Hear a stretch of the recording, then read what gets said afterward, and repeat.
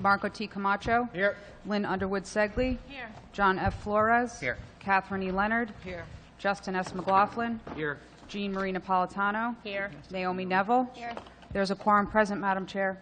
Thank you. Could we please stand for the Pledge of Allegiance?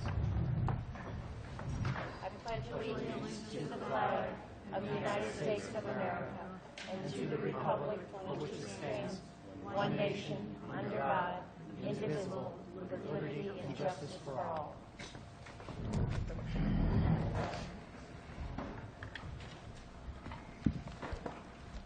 I would ask that you silence your cell phones, please. Madam Clerk, is there anyone who has signed up for the Citizens Forum? Yes, we have first Marion Royer to speak on fluoride in the water. Okay.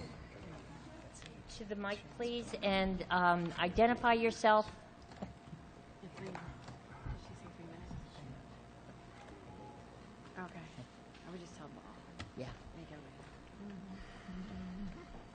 And this will be timed. It's 3 minutes. Very well. Good evening. My name is Dr. Marion Royer. I live at 428 Gibbs Ave in Newport, Rhode Island.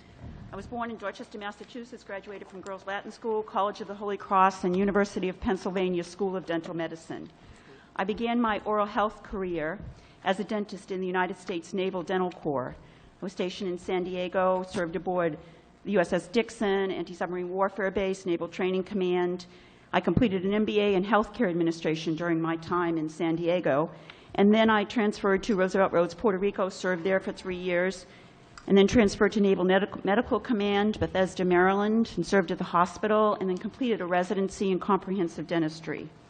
From there, I went to Guantanamo Bay, Cuba, and spent 18 months doing dentistry there, and came to Newport in 1994, and spent my last 5 years in the Navy, and retired from the Navy with the rank of captain. Following my retirement from the Navy, I purchased a practice in Portsmouth, Rhode Island, and I recently sold that. The new owner actually owns another practice in Newport, but I still work as a part-time dentist. I'm also very involved in organized dentistry. I was the president of the Rhode Island Dental Association in 2014, and I'm on the Rhode Island Oral Health Commission Steering Committee and serve as co-chair-elect of the Rhode Island Oral Health Commission. Last year, the governor appointed me to the Board of Dental Examiners, and I've also been the school dentist in Portsmouth for 20 years. I'm here tonight to speak in support of community water fluoridation in response to the recent claims made by those opposed to the practice. Throughout my career, I have seen dental decay and the pain and the suffering that people experience when they have dental decay.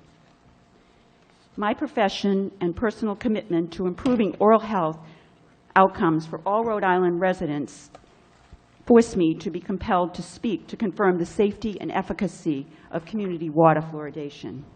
The effectiveness of water fluoridation has been documented in scientific literature for over 50 years.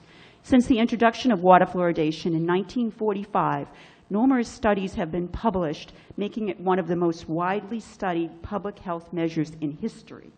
Recent studies prove water fluoridation continues to be effective in reducing tooth decay by up to 40%, even in an era of widespread availability of fluoride from toothpastes. In 2002, the U.S. Task Force on Community Preventive Services concluded that the evidence for effectiveness of fluoridation is strong based on the number and quality of studies that have been completed, the magnitude of its benefits, and the consistency of the finding.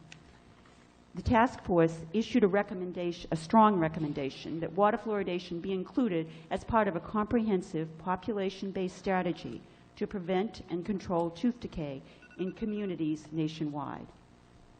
I can supply you with this information, and we have a handout right there with some of that information available to you. Please bear in mind that dentists promote the use of fluoride because it prevents tooth decay for patients of all ages, which may in fact negatively impact our business.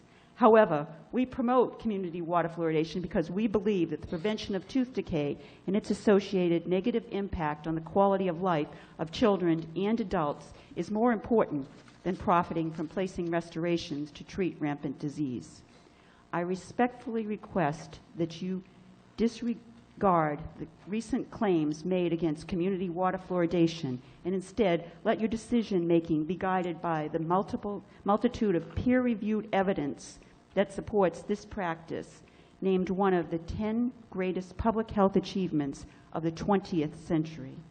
Thank you for your time. I really appreciate it. Thank you, Doctor. Madam Chair, I'd make a motion to receive the documentation. So moved. There's a motion and a second to receive the documentation. All in favor? Aye. Any opposed? Ayes have it. Thank you. Thank You're welcome. Thank you very much.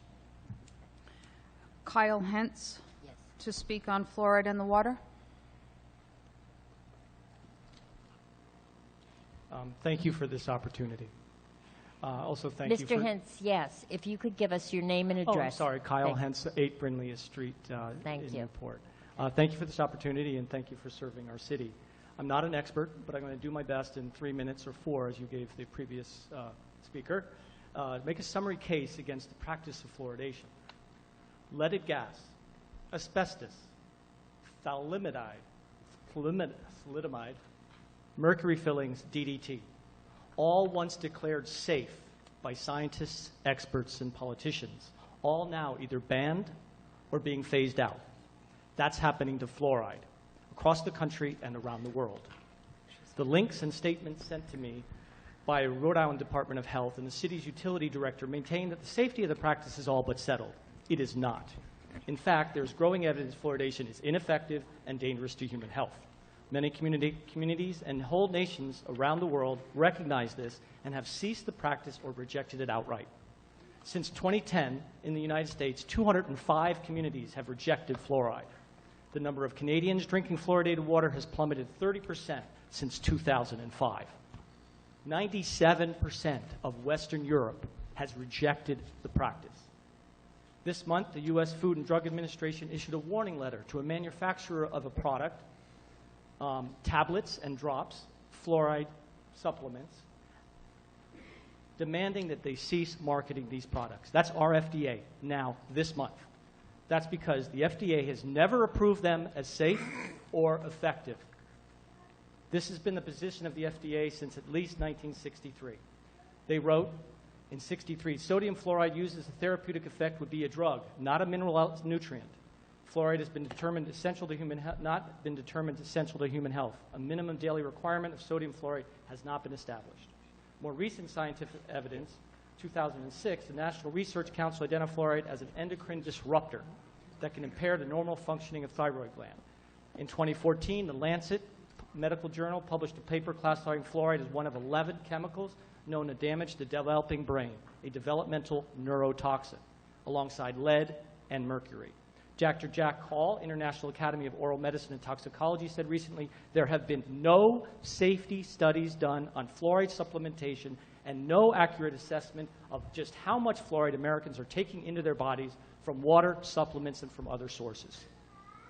No studies concerning safety. And yet, year after year, this city and many others across this nation continue to treat not the water, but us, everyone in Newport who drinks or cooks with water, a mass scattershot dosage without their consent, regardless of their age, weight, or health condition. To close, I'd like to recount a story from the CDC Union of Scientists. In a statement in 1999, related the story of Dr. Colquhoun, Principal Dental Officer for Auckland, the largest city in New Zealand, a staunch supporter of fluoridation, until he was given the task of looking at the worldwide data on fluoridation's effectiveness in preventing cavities. After his review, he wrote a paper called Why I Changed My Mind About Water Fluoridation. In it, Colquhoun provides details how data was manipulated to support fluoridation in English-speaking countries, especially U.S. and New Zealand. This paper explains why an ethical public health professional was compelled to do a 180-degree turn on fluoridation.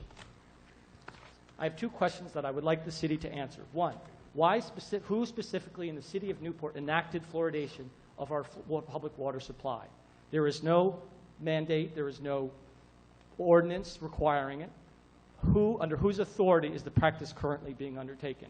And has there ever been a thorough, open, and independent review by the city of the growing body of evidence calling into question the federal government's assurances? Dr. Colquhoun in New Zealand did his own independent review and found that, and had a total change of heart. So I'm asking each of you on behalf of all those who have no idea the risks they are taking in drinking fluoridated water or cooking with it to immediately cease fluoridation, use the money saved over the next year to assemble an independent commission to fully review and assess the full body of research available to find out why so many communities and municipalities around the world are stopping the practice. Thank you, Mr. Thank you very much. Thank you.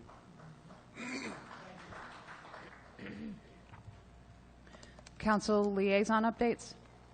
Okay, I think the only update I have, I came back from Japan, not last night, the night before. I'm one day ahead. It's really Thursday to me, so hopefully we can get through this meeting. But it was a wonderful time. We have good friends in Japan. We will be having our Black Ships Festival in July, and we'll have some visiting people here. And I would hope that everybody turns out to engage in some of the festivities. So that's it. Madam Chair, at this time, I'd like to move the plastic bag recycling resolution forward to before our public hearing. Second. There's a motion, second. All in favor? Aye. Any opposed? Ayes have it. Resolution regarding single-use plastics? Yes, Mr. Flores, please. So, just to put it in perspective, here in the United States, we have over 100 municipalities that have actually had complete bans of single-use plastic bags. Around the world, you're looking at entire countries who've banned this. You're looking at Ethiopia, South Africa, Bangladesh, Uganda, Somalia, Rwanda, and Kenya. Right? So this is a public health issue. A lot of times, you know, and I'm pretty new to this issue. I got to admit, a year ago, somebody had asked me about plastic bags. I didn't think it was that big of an issue. But, you know, I've had extensive conversations with Dave McLaughlin from Clean Ocean Access, and it really just shed a lot of light and new perspective on this. This is a serious issue. For example, right now, it's been proven that 43% of all marine mammals have some sort of plastics inside or around their bodies. 44% of marine birds, 86% of sea turtles, and very alarmingly, 35% of all fish. And this is where it becomes very problematic, because we have irrefutable proof that these dangerous chemicals that have been linked to various cancers, like polyethylene and BPAs, which is a synthetic estrogen, are getting into the food chain. So there are other options, right? There's a few changes that we can do in our everyday routine can really have an enormous impact on our health and on our wildlife as well, which is really critical. So that's why I'm really hoping that we can unanimously support this tonight as a council and really set an example. Because after all, we are this premier seaside community in the ocean state. And I think we have an obligation to lead when it comes to issues pertaining to our environment and our health. Madam Chair, Yes, Councilor Neville. I would just follow up with Councilor Flores just to summarize. So the resolve is asking the city administration in conjunction with the Planning Board and the Energy and Environment Commission to construct an ordinance to phase out the use of disposable plastic bags. As Councilor Flores was explaining, I think a number of years ago, this seemed difficult to do and that businesses wouldn't know how to handle it and how could they come up with alternatives. But we have seen it work in other communities where stores like CVS and Stop and Shop and our big retailers, they have solved this. They do know how to get paper bags or a different type of bag, and we can learn to train ourselves to not be reliant on bags. And I will admit, I go to the supermarket and use those little plastic bags, thinking to myself, oh, I wish I had brought my disposable, my own bags. So I think this is a good step. And we've asked the Planning Board and the Energy and Environment Commission to look at it, especially Energy and Environment, because I think they can learn from other communities that have already adopted this. We're not the first now. We can learn from their mistakes and try to do this right, and hopefully we can phase in a ban on the single-use bags. Thanks. Madam Chair, Councilor Leonard. I don't use plastic bags, and I don't like plastic bags. And if you're out on the ocean and see what, and go out there in a boat, you wouldn't use plastic bags. However, I looked at the resolved here, so I have a question. It says that the city administration, in conjunction with the planning board and the Energy and Environment Commission, will construct an ordinance to phase out the use of disposable plastic bags. And what I question is it that we're looking for in this resolve to have some public input? Because I would support this, and I think it's good, but I also think that there needs to be some public input from maybe some merchants who would like to at least state why they may or may not want the plastic bags. So I guess I'm asking if this could be amended to include public input, which I would like to do, or in fact, is that what we're saying here? Well, I think the fact that they have to go to both boards is a public process. Those boards meet in open session. They'd have to post their agendas. So I guess I thought it was implicit that they would be discussing these things in public. Because it just says will construct, it doesn't say anything else. Why don't we get some more comments from the rest of the council? Councilor Camacho? Okay, thank you, Madam Chair. I'm kind of along the same lines as Councilor Leonard. When I first heard of the option, I'm not a plastic bag user myself. I much prefer the reusable bags. They're far better than the single-use plastics, although a lot of people do use them for dog droppings around town. They do use them as can liners. So there is an additional repurpose. Additionally, we do have our businesses, our organizations, our Stop and Shops, our other food vendors, and even retail shops like TJ Maxx that do collect these bags and recycle them for us. It's a shame that we can't do it at home. I think that's something that we might want to bring up with the Rhode Island Resource Recovery Council and see why we can't. I think that it affects a lot of the reason why we don't recycle maybe the way we should when it comes to plastic bags or other single-use bags like sandwich bags or anything that food products are stored in. One of the big things that I looked at, and at first I was one of those people that said, yeah, paper, way better than plastic. I mean, it has to be. It comes from nature. It's cellulose. It's going to decompose. Then I started doing a little bit of research, to come out in full support of the resolution. And I found some other troubling statistics on paper. A couple of the stats that I pulled up were, one here from the EPA that the manufacture of paper bags generates 7% more air pollutants and 50 times more water pollutants than plastic bags. 2,000 plastic bags weigh 30 pounds, where 2,000 paper bags of the same size weigh 280 pounds.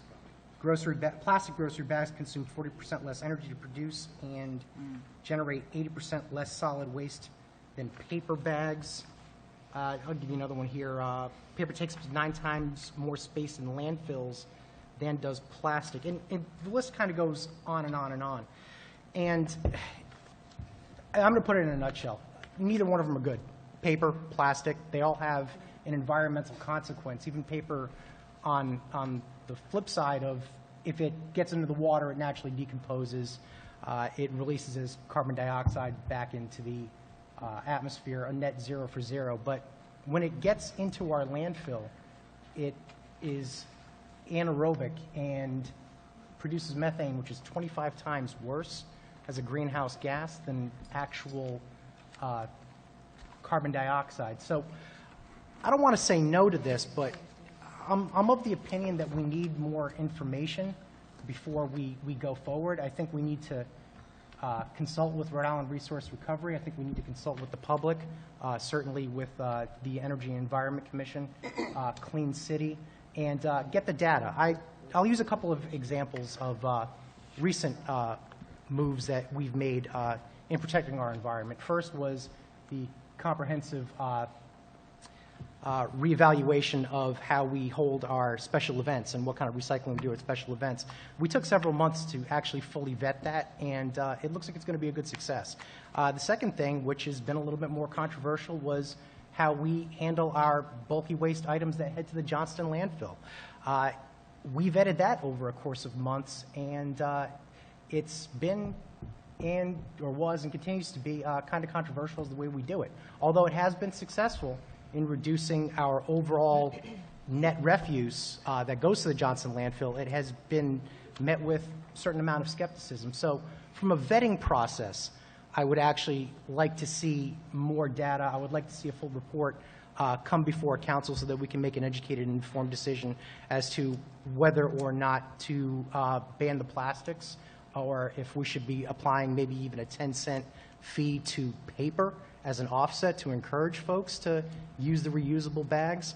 I'm certainly not saying no, but I would also like to change the resolved and just the resolved to, and I'll give you an example, or an alternate resolved. And I would say that the city administration shall produce a comprehensive environmental impact report with recommendations to the council on the feasibility of phasing out single-use plastic bags. I'm not sure about a no later than, but I think we'd want to give them, plenty of time to actually be able to do the research. On a side note, too, California was the first state to implement a statewide ban on plastic bags, and there is a referendum on the ballot this year to actually repeal that. Whether or not that was pushed by the plastics industry or by folks who just aren't too happy with the ban on the bags, I'm not sure. I'm not a Californian, but I am interested to know how that is going to play out in our nation's most populous state and, quite frankly, one of our most forward-thinking environmental states as well. I think we can learn from what happens and what comes of that here as well. So is your amendment a motion? Madam Chairman? I would make the motion to amend, but I guess I can always go back to it. Well, You I'm made- sure. You made a motion to amend, And I seconded. and there's a motion and second to amend the resolve. And could you repeat the language, please? Sure. Well, okay. Repeat. The amended resolved would read, resolved that the city administration shall produce a comprehensive environmental impact report with recommendations to the council on the feasibility of phasing out single-use plastic bags. Now, Madam Chair, I did leave a no later than out. I was thinking probably the first December meeting, December 14th, 2016. It would give the administration ample time to fully vet the issue, and it would also give us ample time to see what the outcome of the California law would also be. First of all, Okay, wait, Madam wait, Chairman. wait a minute, please. First of all, there's a motion and a second. Discussion. Mr. Flores. Thank you. First of all, I think it's absolutely ludicrous that we make a decision here in Newport based on what California is going to do. We all know that this referendum is being pushed by the plastics industry. It's never going to pass in California. Besides that, the entire state of Hawaii is placed a statewide ban. Dozens of countries worldwide, 100 of other communities. Why are we going to, it makes absolutely no sense for us to wait to see what California does. I mean, anybody can put, with enough signatures, can put any type of referendum, out to the public, out to vote. The language in this particular resolution, I think it's pretty fair. It allows for enough time for the administration, with a couple of other, in conjunction with a couple of other citywide agencies, to come up with a plan to do their research and to vet the process in a public forum, that we don't need to really add additional wording to it. It's wording. And Marco, with all respect, you're talking about the plastic, not the plastic bags, the paper bags. That has nothing to do with this. Oh, it has everything to do with It has nothing to do with it because that is not the only viable alternative. There are other bags that people can use, and it's not just plastic bags. We're talking about plastics. And as far as, coming up with enough evidence and research and data, it's out there. It's plentiful. And Dave from Clean Ocean Access is going to come up here, and he's going to talk for a few minutes, and hopefully it'll provide you with some additional insight. But I'm not going to budge on the wording. I think it's fair. I would like to add an amendment to push it up for the first week of January, for the first meeting of January, and to leave it up for public discussion. But Madam that's Chair. as far as I'm willing to go. Madam Chair? Okay, wait a minute. Marco, Okay. Counselor Camacho. The original result says, will construct an ordinance to phase out the use of disposable plastic bags. I don't have any data in front of me. All I have from the Energy and Environment Commission is a letter that reads, quote, Dear Mayor Napolitano and the Newport City Council, this is a letter of support for ordinance to phase out single-use bags in Newport. As you may know, at our EEC meetings in February, we outlined a solid waste strategy as part of the comp plan update and set a goal of banning single-use bags by 2020. Hopefully, this phase-out timeline will meet this deadline. We look forward to working with you to implement this ordinance and any other initiative to reduce single-use items in our waste stream. I don't make decisions as a counselor without having information in front of me. One resolved and one-page letter from the EEC does not constitute doing your homework. It does not constitute the good feelings of passing this ordinance without actually having to look at what the consequences are of removing one type of product from the stream and in favor of using another one that could, as far as the research that I was looking at, which is insufficient to make a decision or determination right now, also shows that there could be a net detrimental effect. We could be removing plastic bags in favor of, obviously, saving marine wildlife at the expense of clear-cutting forests. We could be trading damage we could be shifting damage from the marine ecosystem to the land-based ecosystem with trees. I don't have enough information in front of me. And this whole thing of the resolution is enough. One page doesn't constitute research. It doesn't constitute making a decision right now. This is an order to the city administration. Quote, will construct an ordinance to phase out the use of disposable plastic bags. That says, city manager, make sure these plastic bags are gone without consideration of the other consequences. Now, I'm telling you right now, and I'm giving you credit, they're both bad. Plastic is bad. The paper is also bad, all right? But you have to vet the process. You have to play it out. Madam Okay, Chair? Madam Chair. Wait a minute. I believe Counselor Segley has not spoken. Yeah, I'm in agreement with Council Flores on this. I mean, I do believe that the planning board will vet this, and along with the Energy and Environment Commission, and they will submit a report to us, as well as a potential ordinance. I mean, we rewrite ordinances, and the staff rewrites ordinances as we go along. I mean, I don't see any particular problem with this resolve. Madam I Chair? just want to add something. I believe that while I agree in concept, I also know there are unintended consequences. There are costs involved. There's a time frame involved for businesses to gear up to a different product. We're not only talking grocery stores. We have many retailers in the city of Newport. Every place I go, they use plastic.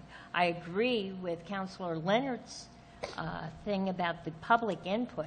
Primarily, we're talking businesses, and they need the opportunity to at least address us, tell us what their concerns would be, how long it would take them to gear up to do this, what are the options? What are the options? Madam So Chair. I don't think it's as easy as implementing the ordinance as really understanding who we represent. We not only represent residents, but we also represent businesses. And I think it's important that we have input from both. But Madam Chair, Yes, wouldn't Counsel. that happen at these planning board meetings where No. these would be Well, vetted? not necessarily Not under unless this they're result. advertised as such. And I know Councilor Neville had stated that your agendas. Well, I think we've got to make it a point then when those meetings come up for the businesses and residents to participate. Because most of the time, we look at all the people attending the meetings now or tonight. Will those same people be there to attend the other meetings? And will there be businesses there? I'm not sure if there's anybody here representing business tonight. So I think it's just important that we get input. And Madam Yes, Chairman? Madam Chair. Madam Chair, Wait a minute. Councilor McLaughlin. I just wanted, we may not have made the point clearly, but we aren't talking about implementing an ordinance. Right. We're talking about crafting an ordinance. Right. We don't even know what's going to be in the ordinance, and this is part of the discussion that will inform the administration and the bodies we're asking to craft it. So I'm not going to get excited about where we might go, because we're just buying a ticket, and I'm not even sure where the bus is headed to. It's to phase out. You know, it's not to next January 15th, that's the end of plastic bags. We might find we need to do this over a period of time. I'm hoping we're going to hear perhaps some testimony with respect to what happened in Barrington, where it has been done. And perhaps, you know, so we have an amendment before us, and we're talking about the amendment, but once we deal with that, perhaps the sponsors of this resolution in itself will consider introducing into it the concept of public hearings or public input, so that there's no ambiguity that we, in fact, want the input of businesses, residents, and experts. Madam Chairman? Madam Chair. Councilor Leonard, then Councilor. I agree with the mayor, because without a process, I can't support it the way it's written. That's why I seconded the amendment, because it says to construct an ordinance to phase in the disposable plastic bag, an ordinance.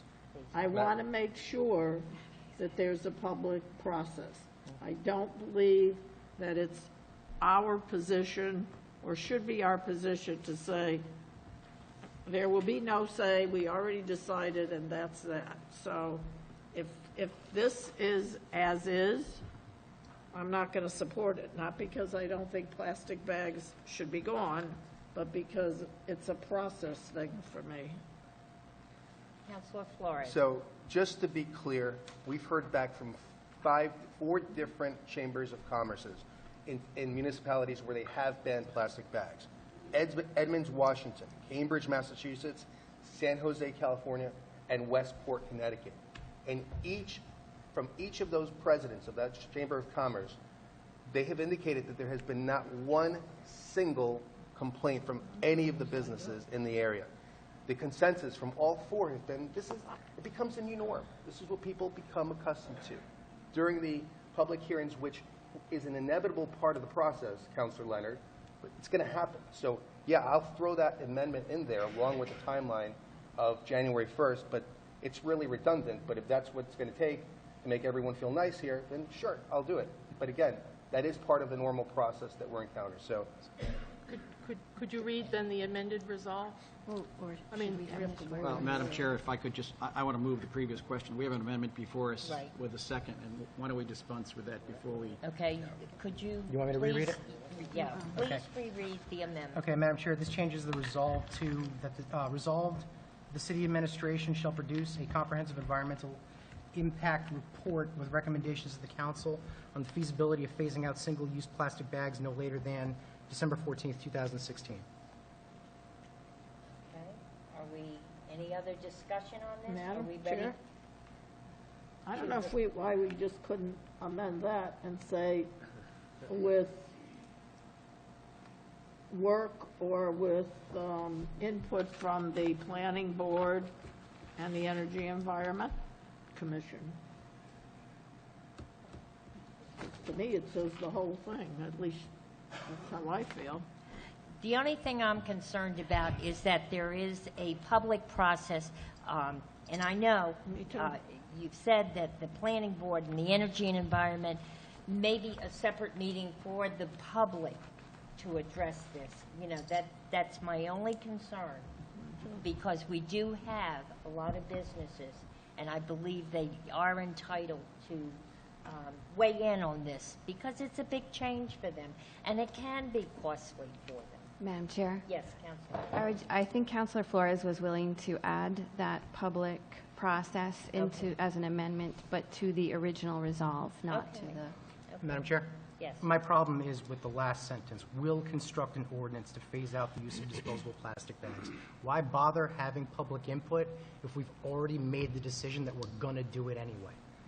We're not following the science. All I'm asking for this council to do is to receive comprehensive report from the city administration that goes out and reaches out to all the stakeholders and figures out scientifically whether or not it is the best thing to do for our environment. Just because we can get rid of the plastic bags doesn't necessarily mean we should if we're replacing one plastic problem with potentially an even bigger paper problem. Because we're not going to phase out both. Let's be realistic. Nobody's going to go to Stop and Shop and be told, well, you didn't bring your own bag from home, so I guess you're just going to have to carry everything out individually. Take your T-shirt off, tie it into a bag, and go. That's not going to happen. We're going to have to choose one or the other, and this is a pick-your-poison situation because they both have environmental consequences. We have to pick the one that is least of a problem. Okay. I think we should vote on Marco's. Yeah, that's what I'm marking. Yeah, let's vote on Councilor Camacho's first. All in favor of the amendment offered by Councilor Camacho, please raise your right hand. All opposed? Okay. Okay. So, And the vote was, Madam Chair? 5-2. Thank you. so I would like to add 2 lines to the amendment, that this resolve gets approved pending additional public input and with the I don't Madam think Chair, you I need can- the full resolve, the exact wording of the resolve. Yeah. Read into so the the full record, please. resolve Just want to include public that the hearing. city administration, in conjunction with the planning board and the Energy and Environment Commission, will construct an ordinance to phase out the use of disposable plastic bags. During this time, there will be included public input in addition to a firm date for the Ordinance. ordinance to be completed by the first meeting of January. A draft of the ordinance. Yes, the draft of the ordinance. That's a motion, Yes, and I second it. thank you. Okay, motion and seconded, discussion. Madam Chair? Yes, Councilor. I cannot in good conscience support that resolved because it is a will construct. It's a fait accompli. Why even bother having public hearings if we already know that we're going to approve whatever the hell we feel like approving as a 7-member council anyway? Would you be more comfortable with will present an ordinance? I mean, we're mincing words here. In all honesty, I want data, but I guess everybody else has the data that I apparently don't have. So, whatever you guys want to do. Madam Chair, are Yes, you Councilor asking Leonard. to change it to will present an ordinance for voting, or is that what you're saying? We'll present an ordinance. That's what they have to do. For a Yeah. vote? Yeah, that's, okay.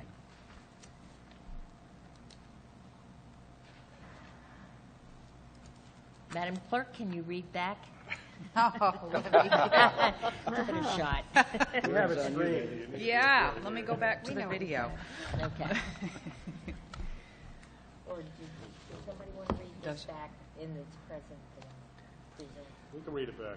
Sure, that the city administration, in conjunction with the planning board and the Energy and Environment Commission, will construct an ordinance to phase out the use of disposable bags, and the process will include citizen input. And the ordinance draft will be presented the first meeting of January. Second.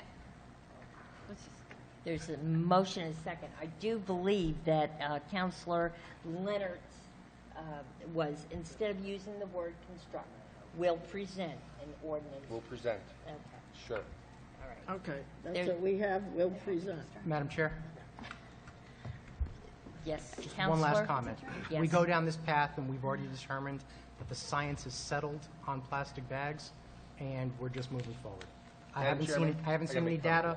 I haven't seen any data to support that claim. I can't make, Madam Chairman, I can't make that reach. this is based starting on to a look like the one-page Snopes trials, okay? There is plenty of information out there, Marco. There's It's plenty of called the information on paper World bags, too. Wide Web, Yeah, and you know what, on right? that same World Wide Web, I just read back a counter argument to you. You can't cherry pick data, Councilor Flores. 60 years ago, people were having the same argument when they were talking about the hazards of smoking, and they were giving the same arguments that you're giving right now.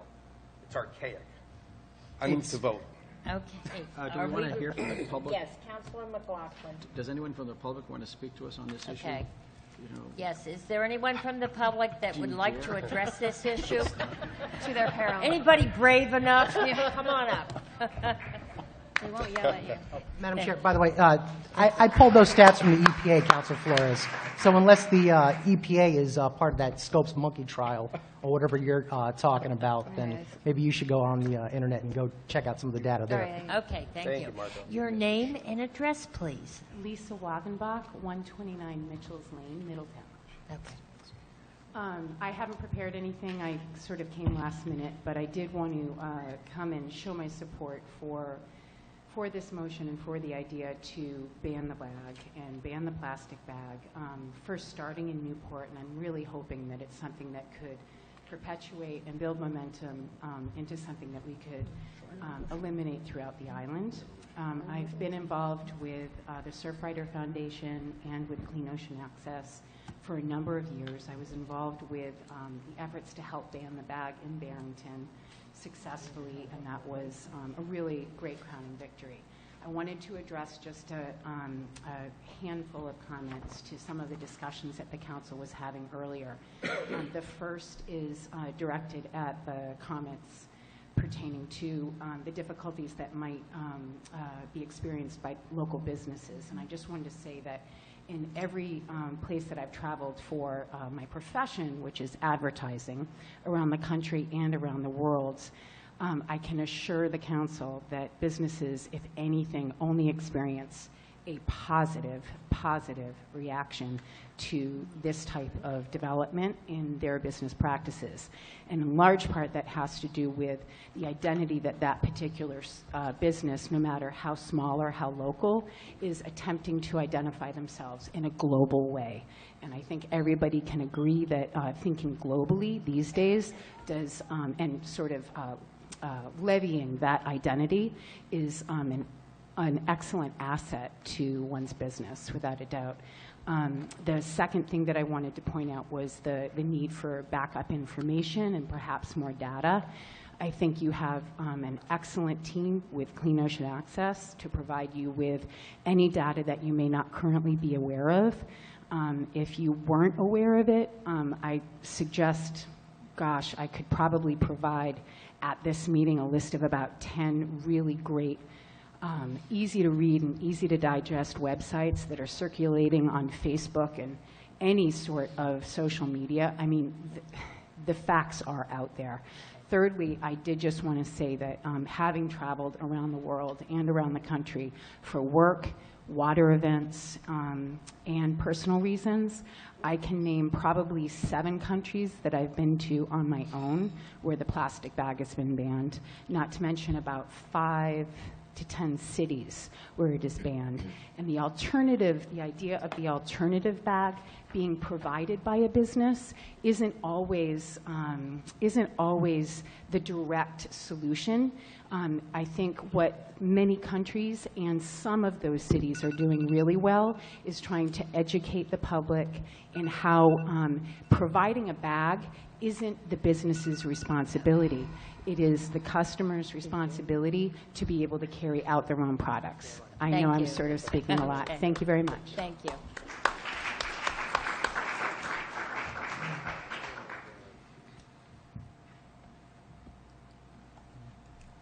Your name and address, please.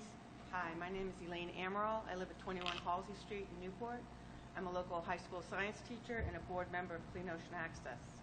I'd like to encourage the council to approve this resolution and act on it quickly for a number of reasons. And I think that our businesses and our residents alike all want to protect and preserve this beautiful island.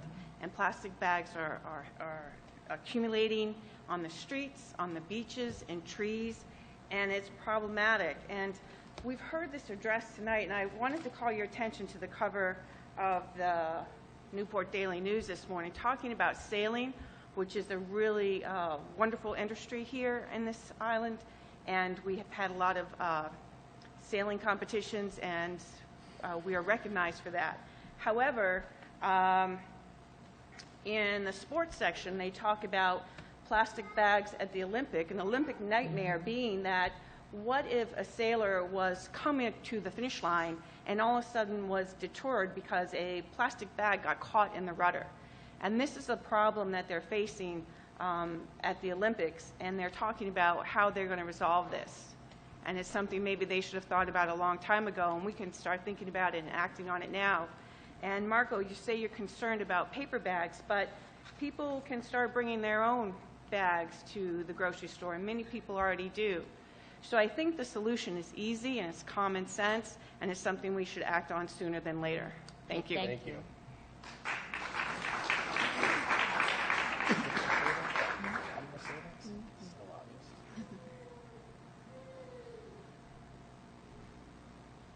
Federico Santi, 152 Spring Street. I appreciate the ordinance. I think it's a good step forward. Both paper and plastic are bad. I've traveled to Europe many times over the years. You go to a grocery store, and I love going to grocery stores in Europe just to see what there is. You buy something. If you don't have your own bag, you're going to walk out holding the objects unless you buy a bag from them. On our island here, if you've been to Aldi, which is a grocery store pretty close, less than a mile up the road, they don't provide bags. You have to bring your bag. If you don't have one, you must buy a reusable plastic bag from them that you have to pay for. I'm hoping that this is the first step, especially for grocery stores, that in the future, either you buy a bag that's reusable from the grocery store or you bring your own bag, and that's where it's going to lead. Thank you. Thank you.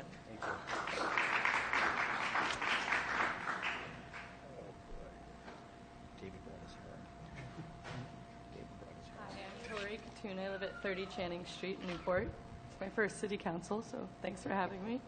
I'm the social impact director at Sailors for the Sea, so I'm here for work, but also as a boater in the community. And as you guys are well aware, the plastic bag problem is a global phenomenon. The 2015 International Coastal Cleanup stats will be out tomorrow. I'm happy to send them to you guys. But on one day, on beaches globally, 402,000 plastic grocery bags were picked up. It's a global phenomenon, but we can work on it locally. As mentioned before, plastic bags are pretty bad for boaters. They get stuck in engine intakes. They also cause a lot of problem for foiling fast boats. They can actually flip the boats, cause harm to sailors, and I know we want to get things like the America's Cup here, moth sailors. So my husband's a professional sailor. He sails moths, and they really do cause a lot of damage, and they've stopped sailing in Miami in the moth fleet because of the plastic bag problem there. So it's an economic problem. It's an environmental problem that we can solve, and it will be good for our economics. Thank you. Thank you. Thank you. Thank you.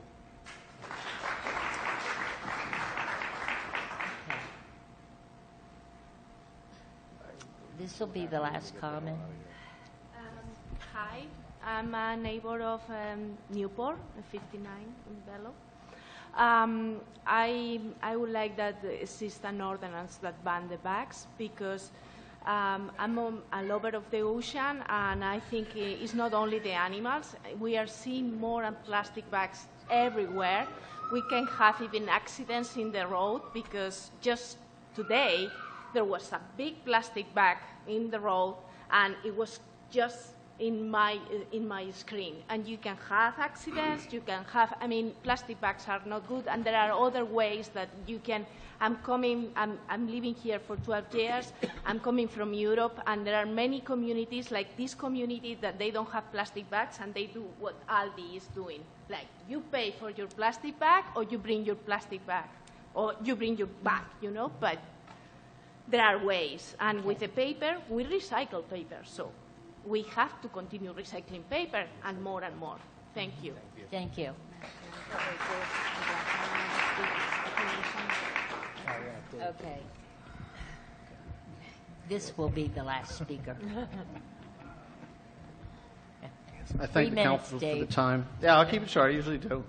there are a lot of people here who want to support. This is the concept of a public meeting, so a lot of people did come out to show their support or to speak against it. I wanted to talk about some of the challenges and the issues that you have when you talk about putting in place this type of ordinance. And if you think about the ever-changing consumer demand of what people want and the job of the responsibility of businesses, whether it's small retail shops or producers of raw material, their job is to change. Their job is to reignite, reimagine, and reinvent how they create materials so that it's both cost-effective and it provides efficiency and effectiveness for their business. So if you put in a change, business will adapt with it. Working with the town of Barrington, one of the provisions that was put into the ordinance for the town of Barrington was a sunset clause. So there were some councilors who supported the ordinance but asked for a 2-year re-examination of it. That was one of those concessions that were made, but after 2 years, the feedback was that there was absolutely no problem. I'm not going to provide statistics that aren't things that we've homegrown here ourselves.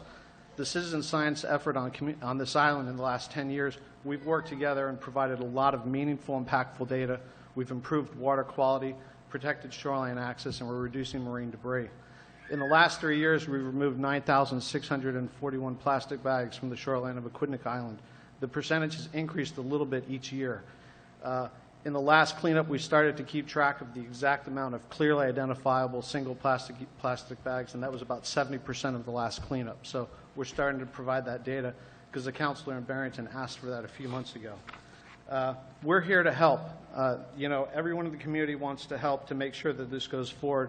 We look at this as really a bigger step of tickling moral persuasion so people start to make better decisions with all single-use plastic bags, whether it's straws or balloons on the ceiling. These are the type of things that we need to think about, and we can work together to make it happen. My opinion shouldn't influence what you decide. It should be the data, and we just provided the data. You have to make a choice, but the choice that you're making for is from Mother Nature and the environment. They're not going to come up here and speak, and they never can. That's what we're representing as the environment. We want to see this go forward, and we're here to help. So thank you. Thank you. Chair. Yes, Councilor. We keep talking about the data. Was I not CC'd on the data? I mean, in all honesty, look, Mr. McLaughlin, I completely appreciate what you're saying there, but, I would also ask, is there a tangible net increase in our carbon footprint from switching from plastic to paper? Is there a tangible net increase in the actual refuse that gets to our overcapacity Johnston landfill if we switch from plastic to paper? We're not going to phase out both. Right. That's what I'm asking here. Right. I'm no love of plastic or paper. I use the reusables, but we're already making a choice. And like I said, I haven't seen the data. Right. The EPA stats that I read off, they're not Scopes monkey trial, Council Flores style mockery. All right. These are actual numbers pulled from a federal organization that's supposed to protect the environment. I am a steward of the environment. Why does no one want to show me the cons? I'm only getting the pros. You're the only one in the room that So- doesn't seem to get it. Council Flores, I have the floor. Right. So to address that issue, Councilor Camacho, I think when you think about sustainability, and you brought up the issue of methane gas and carbon dioxide, and I'm not going to challenge anything that you said. Your facts are probably spot on. But when it comes to sustainability, there's really two choices that we have. We either get more stuff or we use less. And going forward with this ordinance promotes environmental stewardship to go in the direction of reusability. There's still going to be some type of environmental footprint and impact from whatever material we use. But the idea of going to reusable products is going to go forward with the business and the residents to move forward to make the least amount of environmental impact from the reusable products that we can use. So that's really the mindset. And if the current data or old data that supports how much energy or water it's used to make a particular item, we just need to move forward and think about new ways to bring about efficiencies and effectiveness in the processes. I don't know how much money's been invested into how to improve making a paper bag. They probably haven't done that because they've been invested in plastic. But those are the type of conversations that industry needs to have, And with more and more communities moving towards the idea of sustainability, we should see that happen. Are the bags recycled? Plastic bags? Plastic bags, they're considered low recycling. You can probably recycle them a few times. They go further and further down in terms of their quality, and they eventually just have to be used for, not for plastic bags. They can't be recycled. They have to be downcycled into other materials. Right. And the paper bags, from what I read also, they can only be recycled up to 5 times before they fall apart into absolute pulp.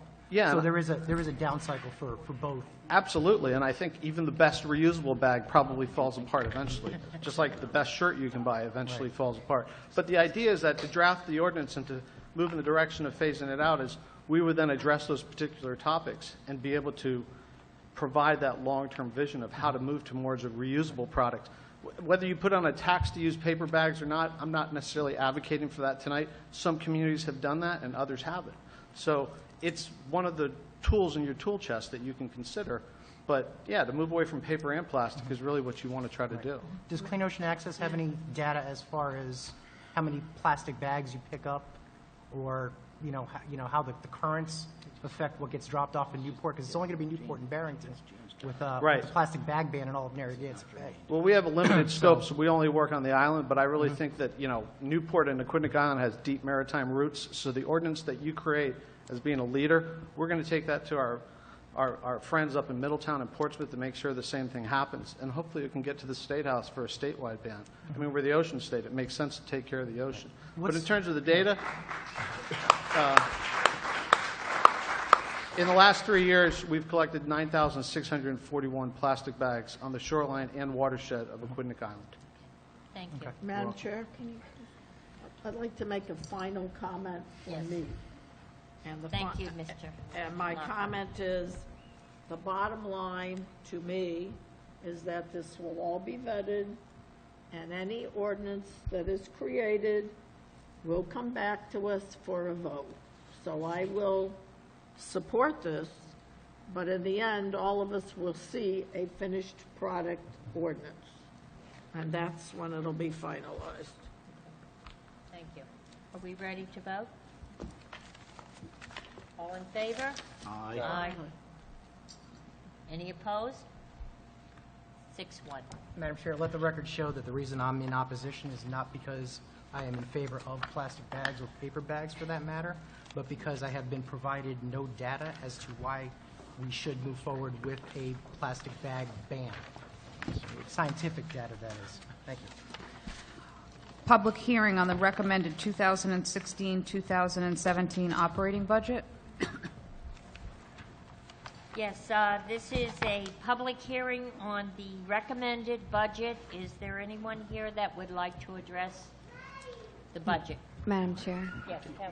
can I speak or do they? Sure. Okay. I just wanted to bring up, I think at some point we're going to make a motion, hopefully as a council action, to redistribute some of the funds. We have budgeted the $60,000 for Cardines Field. The cost came in with needing less money. We're hoping to move some of that money to be used to repurpose to fix the Hunter half-court basketball court. I was initially under the impression that there would also be enough from that fund to fund the $25,000 request for the open space.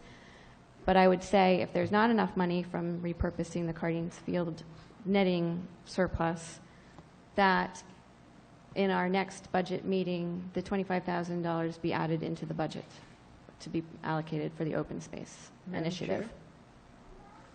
Is there a second on that motion? Second. Motion second. Discussion. Councilor Leonard. I have a couple of questions. In regards to the netting, I would like to know if administration has looked at or requested from the group that uses Cardines the most, if they would contribute, since they contribute funds from their proceeds of ticket sales to other things in town? The answer is yes. And are they, were they willing to contribute? They appear to be so inclined. So, yes? Do we have a number? No, Oh, okay. we're still discussing it. And what's the number on the Hunter basketball court? Well, I can tell you that in my discussions with the director, William Riccio, that at least we know the number for the netting that we need, and it's approximately $23,000 to $25,000. That's to cover the right field area, which is the most problematic area at Cardines. The director has assured me that he doesn't have the definitive number on Hunter Park, but that the excess is going to cover those costs completely. So I can probably come back to you, as Naomi has suggested, perhaps the next meeting, and I might be able to tell you there's $10,000 left over or $15,000 left over from at least what we, in looking at it initially, because the Hunter Park issue just came on the radar screen, and it was a good idea, considering that we had, I'll say, over budgeted for Cardines, because the $60,000 came about as a discussion in which we were going to net the entire field, but it doesn't seem to be necessary. But that's the number that was carried in the capital fund. So as it stands here today, we have 60 in there, but it makes sense to, at least in my opinion, since it's not new money, it makes sense to repurpose it for some other capital item that is in terms of safety and recreation, if you will. So that's where the suggestion came from. But I can give you a more definitive number. And then if the council is so inclined to move forward on the open space request, some of that would be additional funds that we could apply to that in terms of telling you what the final tax rate would be. I also had a thought last week, in the absence of the finance director, and I'm still going to discuss it with her, since she was away at a conference, and we haven't had a really chance to discuss it in depth. But my thought was perhaps, and again, I can provide you the information at the next meeting, that within the context of this budget, the one that we're currently in, not the one that's on your docket tonight, but that there's perhaps money that we could find within the context of that budget to repurpose. You do it all the time. I have some thoughts. I asked her to give me her thoughts on it. We haven't firmed them up yet, but I think by the next meeting, we'll have all that definition to you. All right, I have a couple of questions in regard to this. I personally do not want to see any more increases than what's presented. So in terms of the open space, the request is for $25,000, and I understand if there's somebody here that $90,000 was spent. So my question is, what's the other $25,000 shortfall that they're looking for from the city? Is there anyone here? I would perhaps ask someone from the committee to explain the finances of why the Open Space Commission is asking for the $25,000. That's what I asked, yeah. So no one's here to answer that? Could you identify yourself for the record, please? Hello. My name is Dawn Oyer. My last name is spelled E-U-E-R, for the record. I do live in Newport. I am a voter here, and I am also one of the project managers for the Newport Open Space Partnership. Excuse me. So we are basically a partnership and collaboration of over 35 organizations have participated in our project so far. We've had over 500 members of the public respond to our online survey, and we have had 150 people show up at each of our public meetings. Is this Aquidneck Island? This is for Newport. Newport only. Okay. Correct. And the goal of the project is to put together an open space master plan. It'll be the first one that's completed in Newport in over 100 years. It's been a collaboration of the city and, as I mentioned, many nonprofit groups. And the $25,000 is basically part of our budget to finish working with our consultants and continue holding open meetings So am I correct in saying that you've already spent 90? No, that is not correct. I'm trying to figure out where the shortfall has come from, since we were told that the initial money was enough to carry the project through. I'm not sure which conversation you're referring to. Our project has been put in multiple phases. So this has been a 2-year-long project. We initially started in 2014 with the first phase, where we got a grant from the Van Buren Foundation of $50,000 to have an initial open meeting and charrette to kind of frame the project, hire consultants, and move forward with the next phase of the project. So that was phase 1. We're in phase 2 right now, where we've raised another $265,000. Oh, you did? Yes, we did, and those are all from private donations. Van Buren Foundation, McBean, sorry, the Prince Charitable Trust, and Rhode Island Foundation. All right, good. Right, so it's looking for additional funds to fill out our budget. I'm going to make a suggestion that I've made for years, and I'm going to present this to you. We have so many big estates in Newport that have vast acreage, some of them ranging from 5 acres to 40 acres. And at one point, I had the tax assessor make a computerized sheet of all those that had over 5 acres of space. And I'm going to make a suggestion that I've made before, that I think that all of us, meaning your organization, us, and the rest of us, should work towards maybe communicating with the owners to see if there's a way to protect the open space and to conserve the property against development rights. As far as I know, nobody's ever followed through on that, so I hope that that's part of the picture.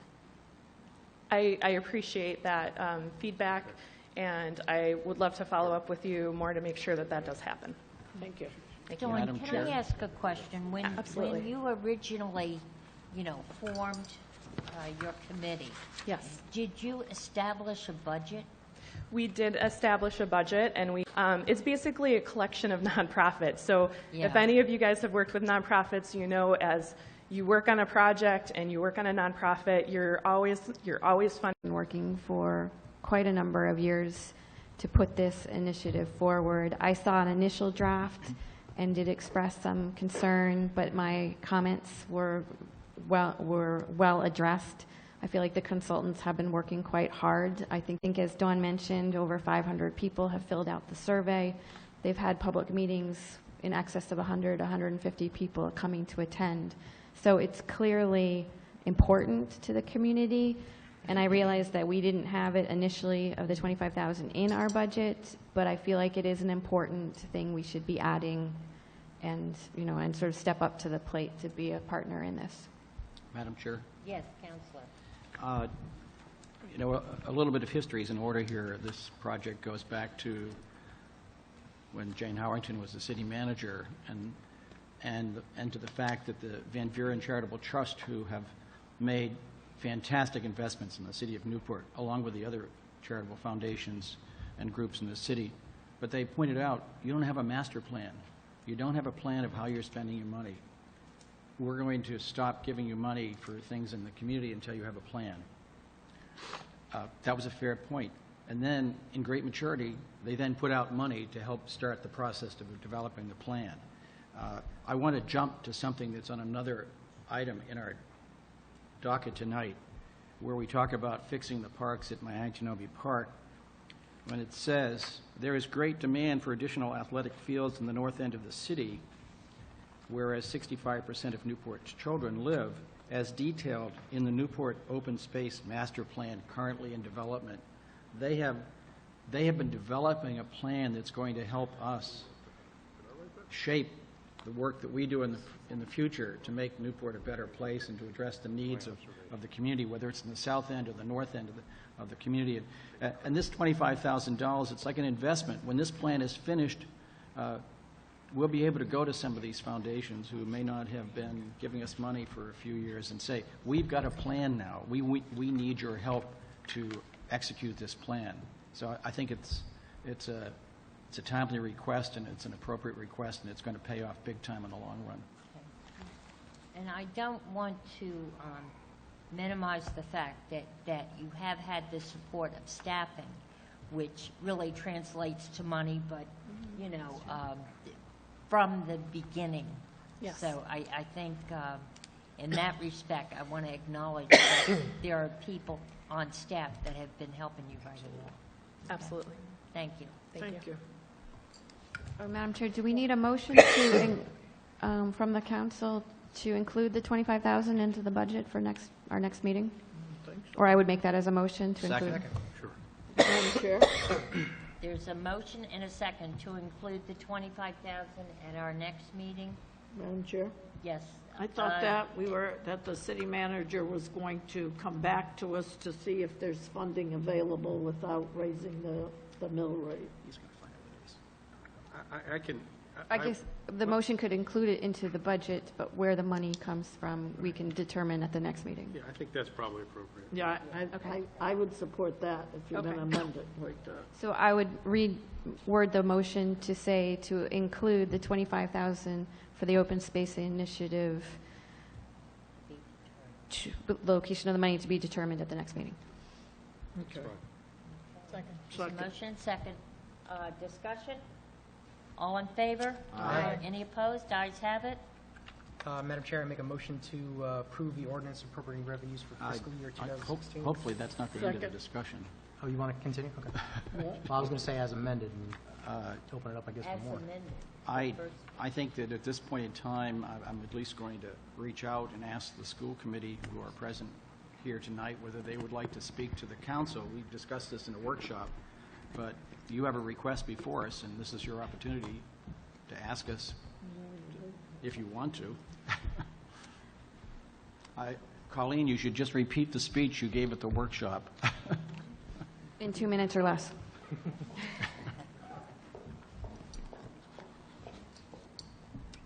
Thank you, Madam Chair, Council. Colleen Burns-Germain, 70 Breton Road, Newport.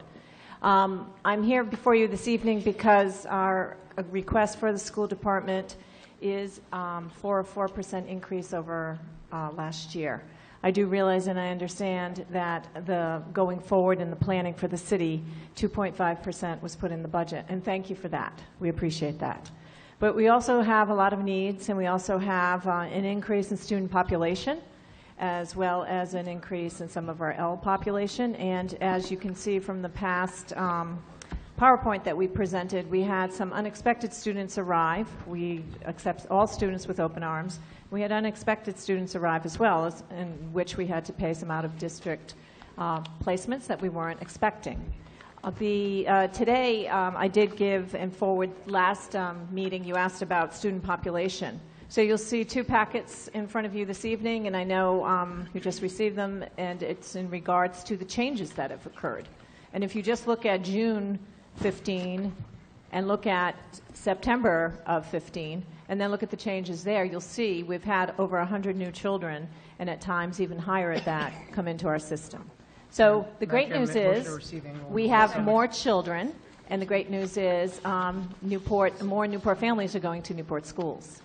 We are in the middle of our own strategic plan, and we are increasing our pre-K and kindergarten readiness for our students. We're also increasing STEM and STEAM activities and programming with creating a makerspace at Thompson Middle School next year. I just came from the Cyber Patriot Awards up in Warwick. Our team won first place for the states, as you know. We also had our Thompson Middle School team up there. High school multiple pathways. As you know, we were one of 3 high schools that received the PTEC initiative, cybersecurity. We have more multiple pathways going in. We have electric boat coming in, and we're hoping to start becoming a feeder for that profession as well. And we have a lot going on, all positive, and our graduation rates are increasing. We do have, and at the last meeting, and I'll be very quick, I don't know if I'm under 2 minutes or over already, but we do have a population that's very diverse. And with that population and that diversity, we also have a poverty factor. And Poverty does matter to an extent. It does not mean that a child cannot learn.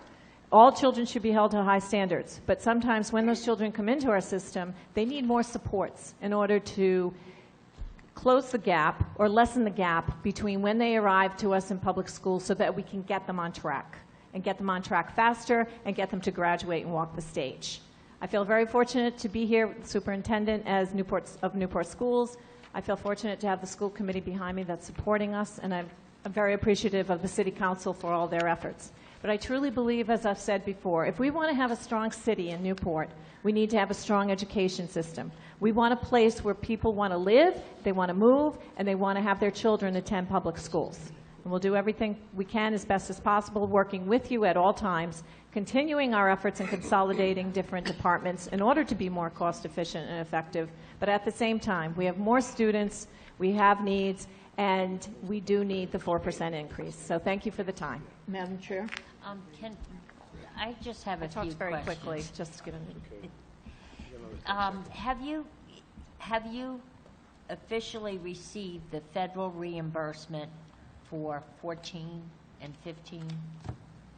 2014, have you received multiple years of Yes. reimbursement? Yes, we did. And what was the amount?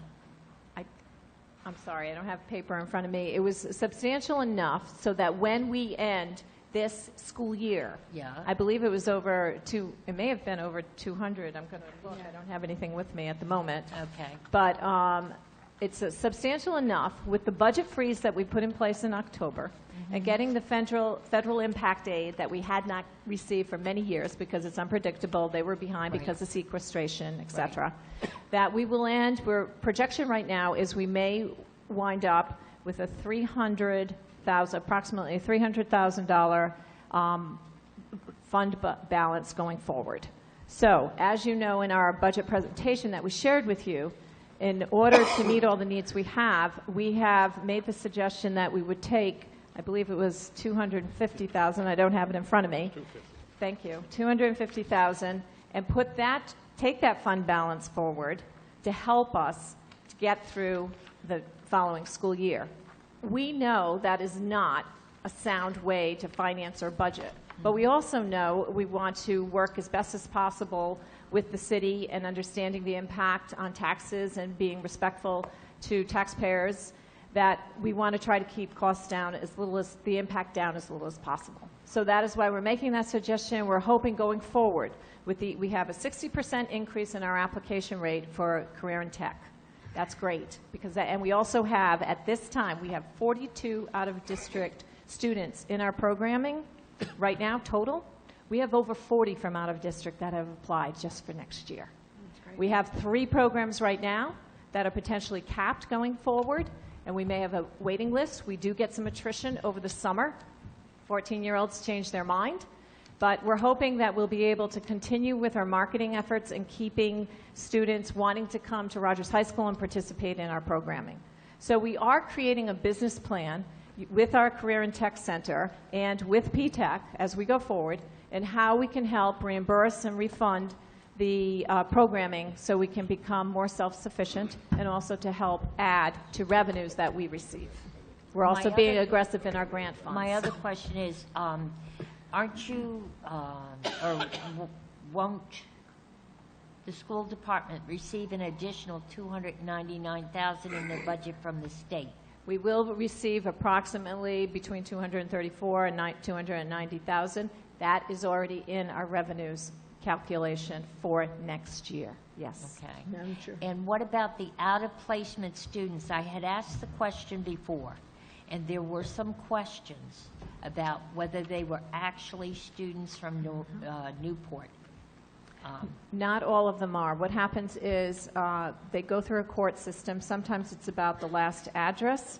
That was known, and we've been aggressive in that, and we've actually come back to the DCYF, and we had a meeting with them because I refused to pay invoices because we felt that some of the invoices we were being given were not from either students that had ever lived here or had their last address here.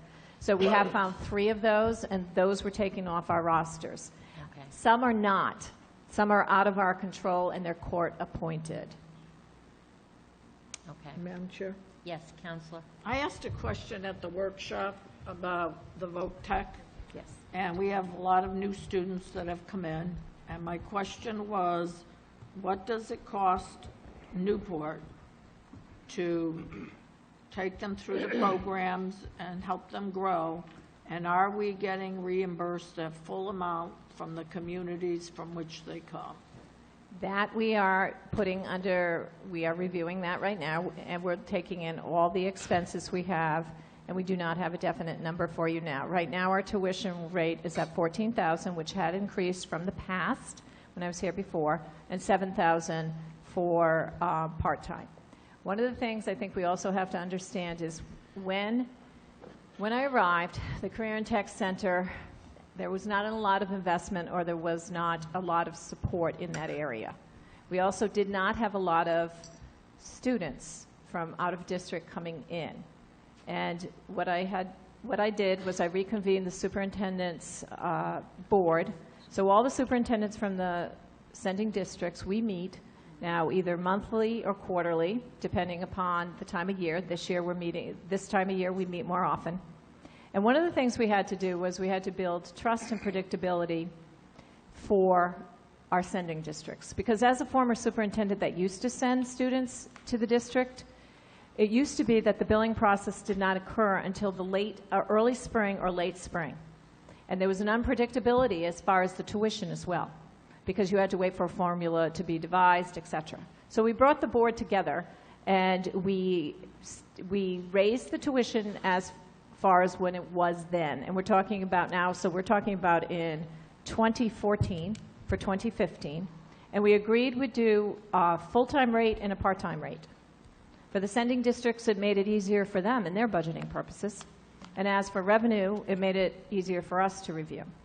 So we had that process now for a little over 2 years, 14,000 full day, 7,000 half day.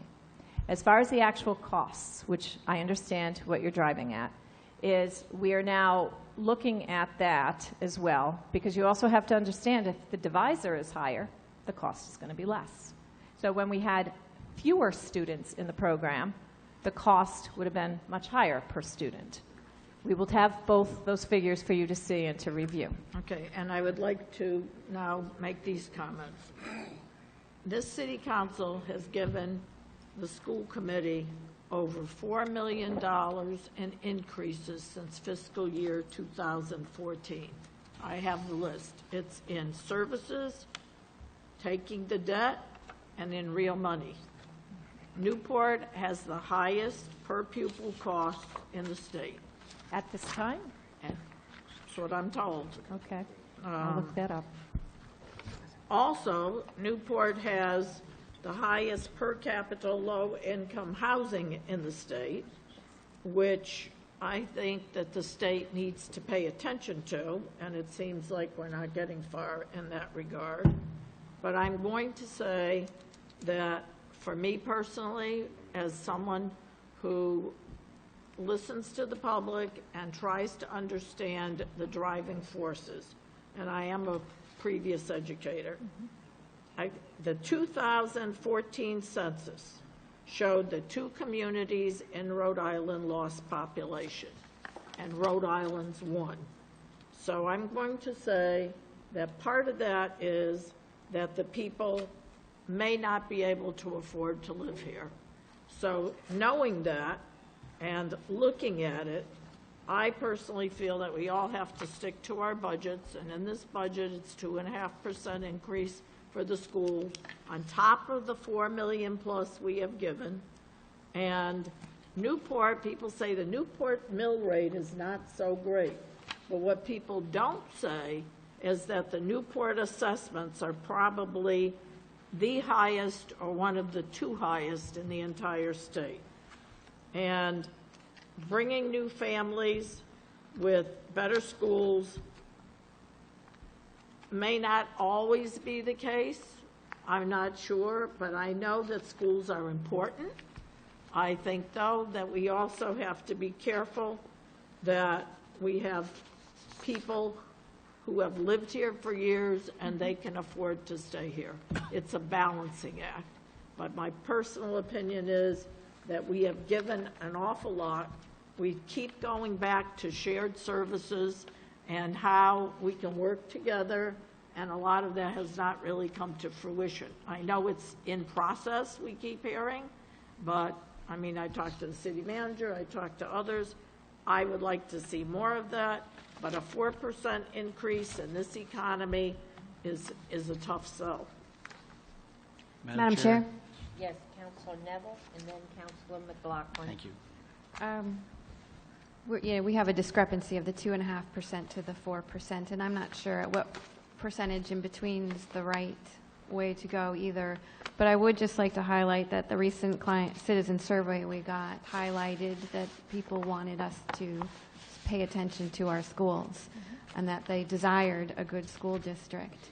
And our investment so far, I believe, is paying off. If I look at a personal level, my second grader 3 years ago didn't have STEM or tech in her classroom, and my second grader this year has both technology and STEM on a regular basis in her classroom.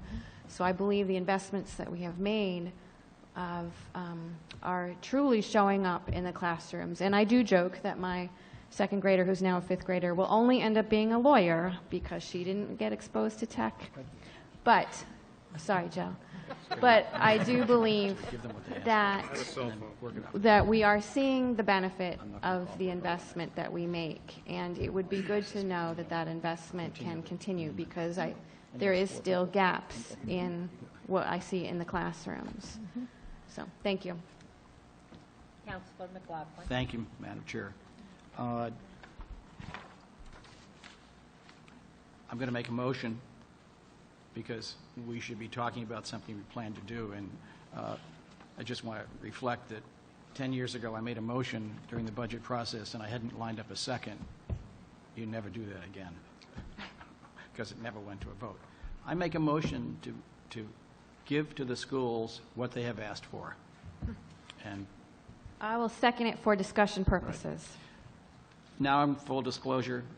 Well, I'm going to listen to the discussion. I'm not sure where we're going to go tonight, but I think I've got a few things to say.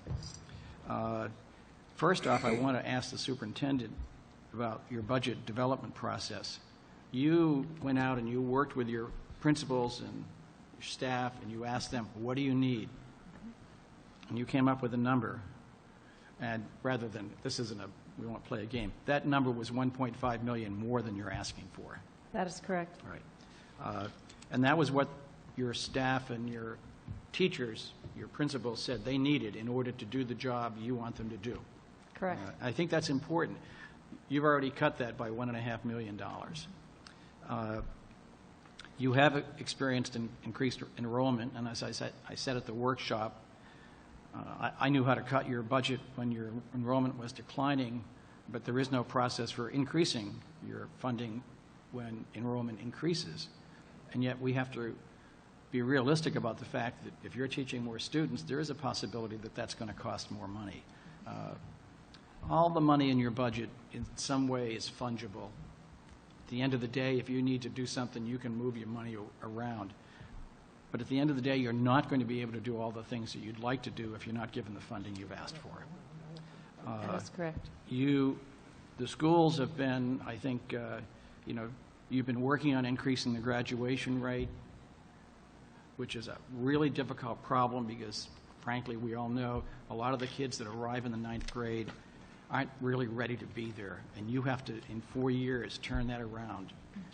But at the other end, you're working to make sure that everybody can read at the 3rd grade level by the time they get to the end of the 3rd grade.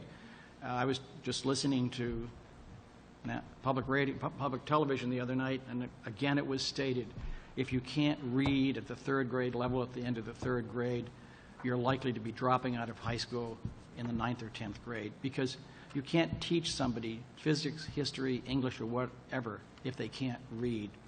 So I think we need to recognize that you have more programs than most of us can keep track of to address the problems in the early years and the issues in the later years.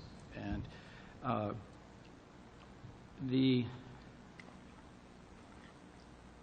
going to stay on this for a second. You know, what we're talking about is the investment in our children, investment in the future of the community.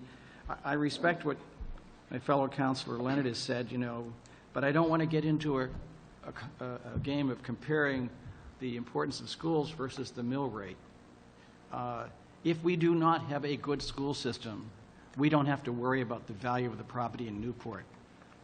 Ultimately, it will go down because people won't want to live here.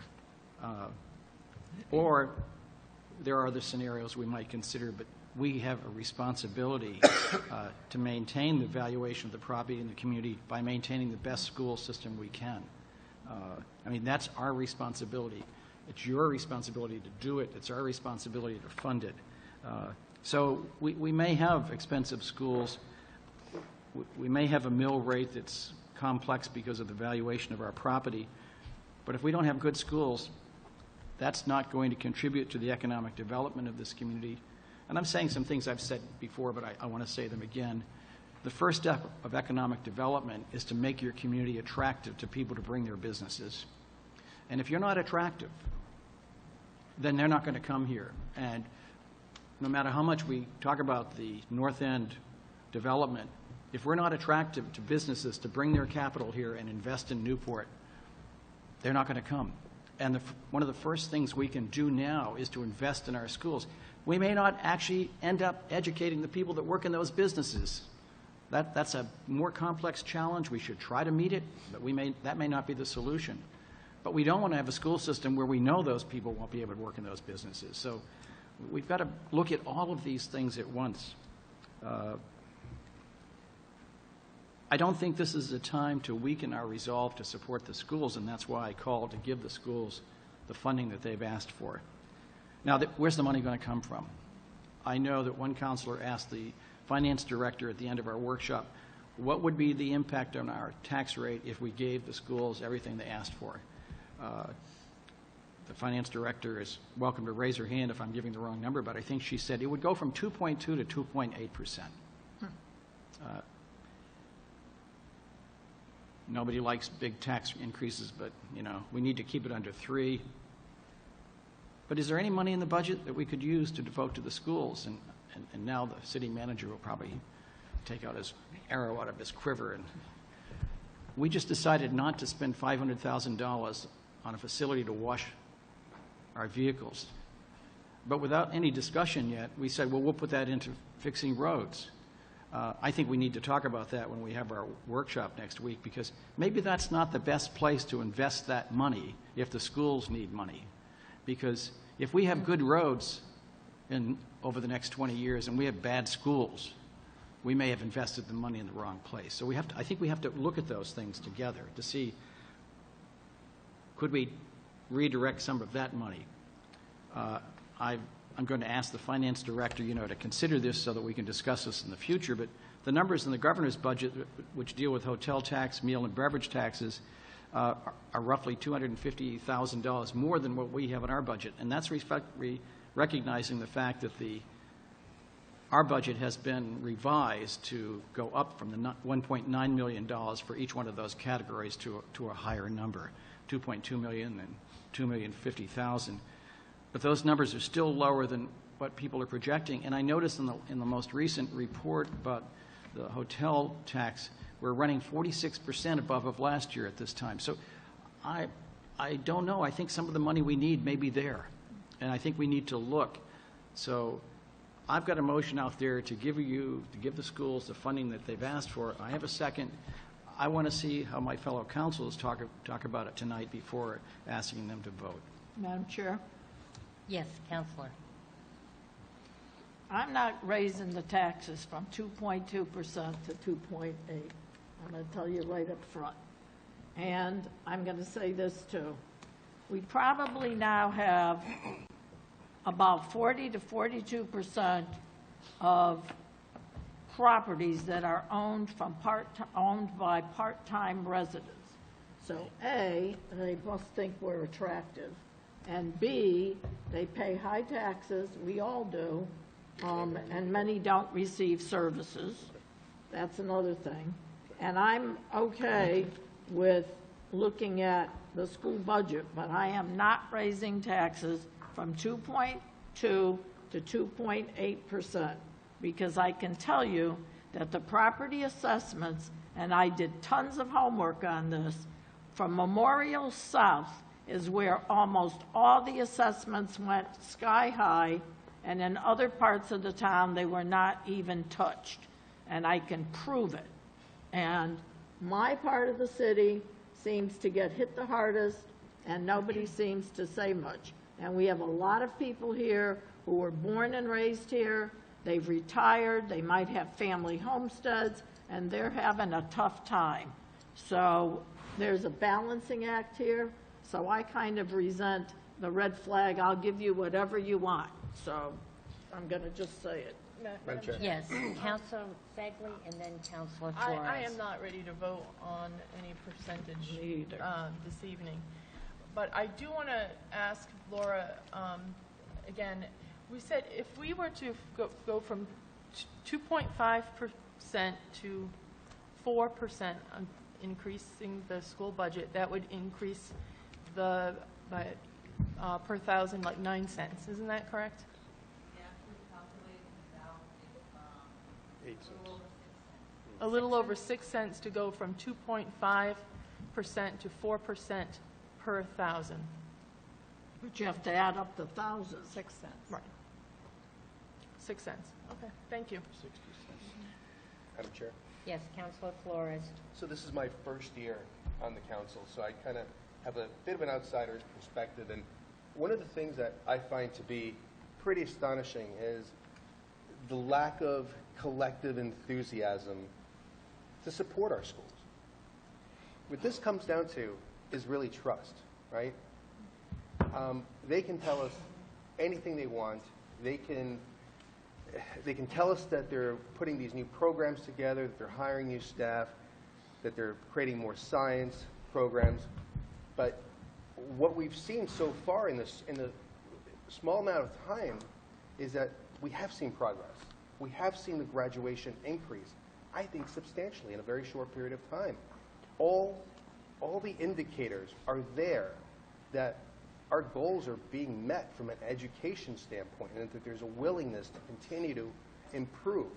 So I think from a council's perspective, we have to have that collective enthusiasm to support our schools. And I agree 100% with Councilor McLaughlin's assertion that we can't be caught up with the tax rate going up from 2.2 to 2.8 when there is clearly other items in the budget that are perhaps, I'll use the word, more frivolous than educating our students, which I can think of very few things, not even from an economic development standpoint for our community, but just from a moral, what's right, education. It's the great equalizer. So I'm very inclined to give them what they're asking.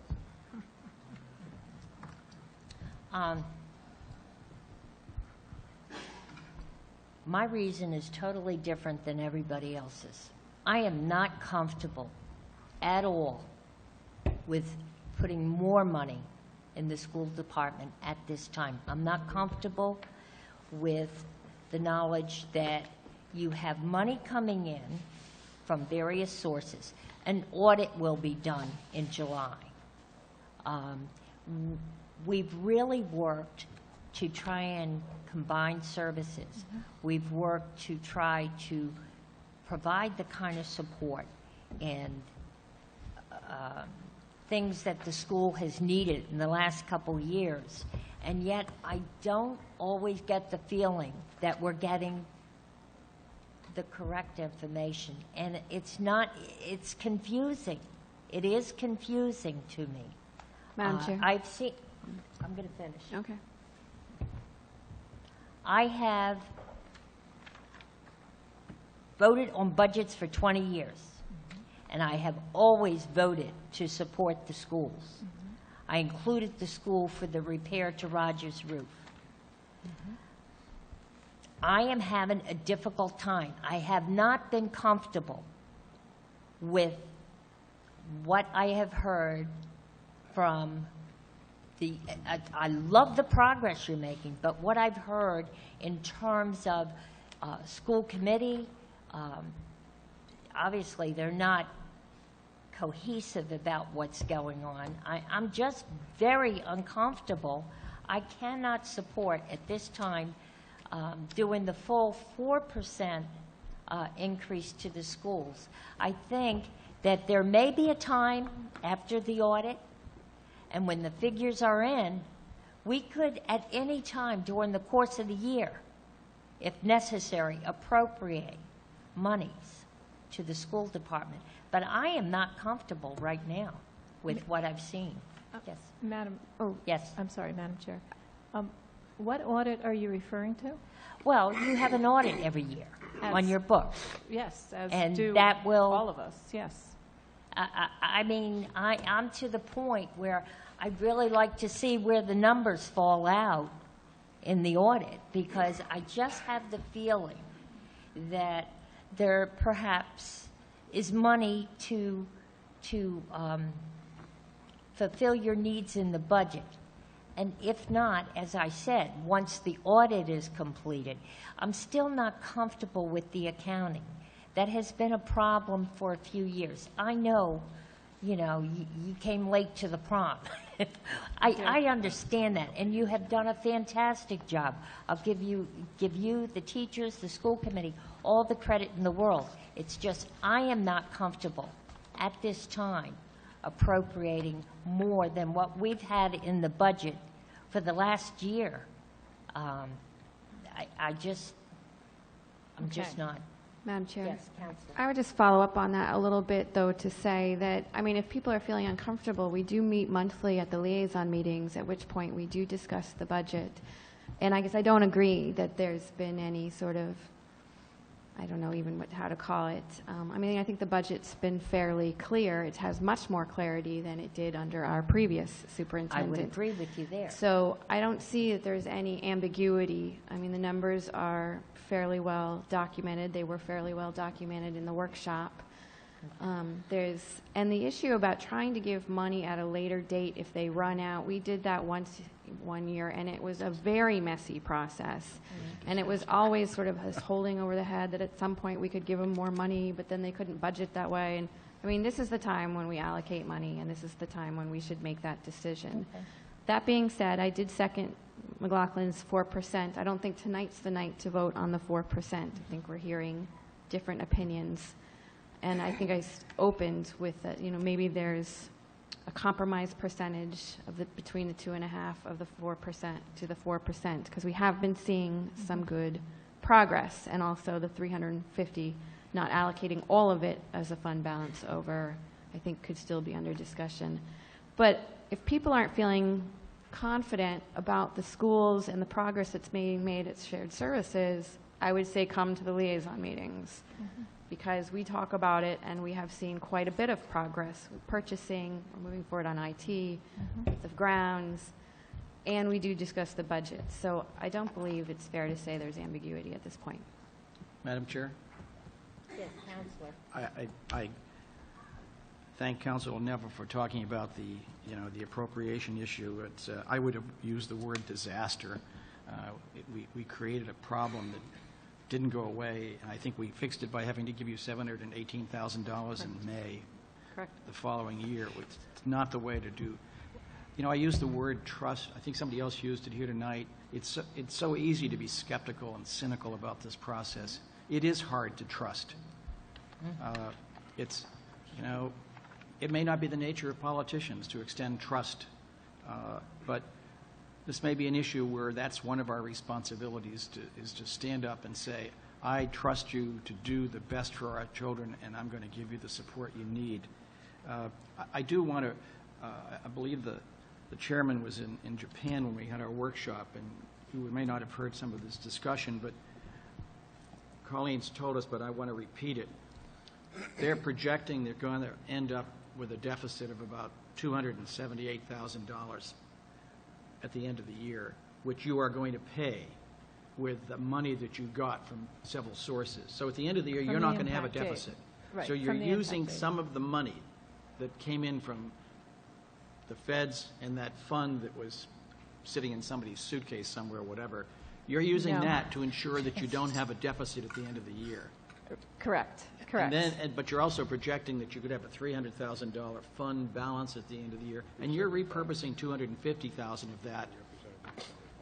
You know, I could be wrong, but you're repurposing $250,000 of Correct. that in your budget in the year going forward. So it's, when you get audited, based on your best information now, you should have a $50,000 surplus. This is the Yes. time. You're right. It was 375. I'm was the still, number. it's The number- 375, but I'm still, Their I'm thinking anticipated about some other fund comments. balance Right. is 375. All right, so they're repurposing 250,000 Correct. of that. Correct. That's So we could conceivably ask them to repurpose all of it. So there are ways to get to this, and I want to, before I do something parliamentary, I just want to say to Councilor Leonard, I'm not interested in increasing the taxes more than we need to. What I'm suggesting is there a way to find a way to fund the schools so that we don't go from 2.2 to 2.8%, so that the person who owns a $500,000 house won't be asked to spend $30 more next year. The superintendent, We don't have too finance many director, $500,000 houses. the superintendent, the finance director. Should I start over again? Yeah, go ahead, please. The superintendent, the finance director, and myself, as well as the School finance. school finance director, are meeting Friday. No, she won't be there. Well, the three of us, I guess, will be meeting to discuss those issues. We had already planned that about a week ago, and at Colleen's suggestion, and it was a great suggestion, and we're meeting at sometime on Friday to discuss that. And when we meet at our workshop next week, we'll be able to discuss. Yes. So I make a parliamentary move to table my resolution amendment to fully fund the schools at this time, and reserve the right to take it off the table at our next meeting. Is there a second? Motion, second to table the motion. All in favor? Aye. Any opposed? Ayes have it. Okay, I want to thank you for letting me speak before you tonight. Thank you for the consideration. Thank you for sharing your thinking, too, so I can go back, maybe have further discussions on the funds and also on the numbers. That does concern me if some are feeling uncomfortable with the numbers and the transparency, because we are at all times trying to be transparent. And just so the general public knows, as a taxpayer myself in Newport, that what we have done to help bring us where we are is every move we make and every hire we do. We delay hires, and most of those delay in hires have been in the office or in other places, not in the classroom. We try as best as possible for all resources and anything we have to put towards the classroom. We have had a difficult time this year, and that's part of the reason why we're not having such a struggle, is because we could not find a psychologist this year. So we had a substitute in there, so we're not paying that full salary. We also, unfortunately, we had a person pass away, so we filled that position with the sub. We also had another position that we had to fill with the sub due to an illness. So I think in all consideration, we do everything we can to use the tax dollars that we are given as wisely as possible. That is why we are also trying to create a business plan, so it is very clear with the tuitions that come in, are we covering our costs, what do we have to do for projections, and we're even doing a 3 to 5 year strategic plan. So you know ahead of time, we know ahead of time what is needed to fund these programs. We are being very aggressive as far as getting outside funding and outside grants. I think you are aware of that, and we will continue to do so. I do want to say thank you. We do appreciate all your efforts, and we know it's a very challenging time, so thank you. Thank you. Talk about the Thank schools. you. Do we want to take them up items A through M? On the public hearing. Individually. You're going to get through those individual items right when the clerk decides to read them off, but you're taking public comment on the budget right now. Right.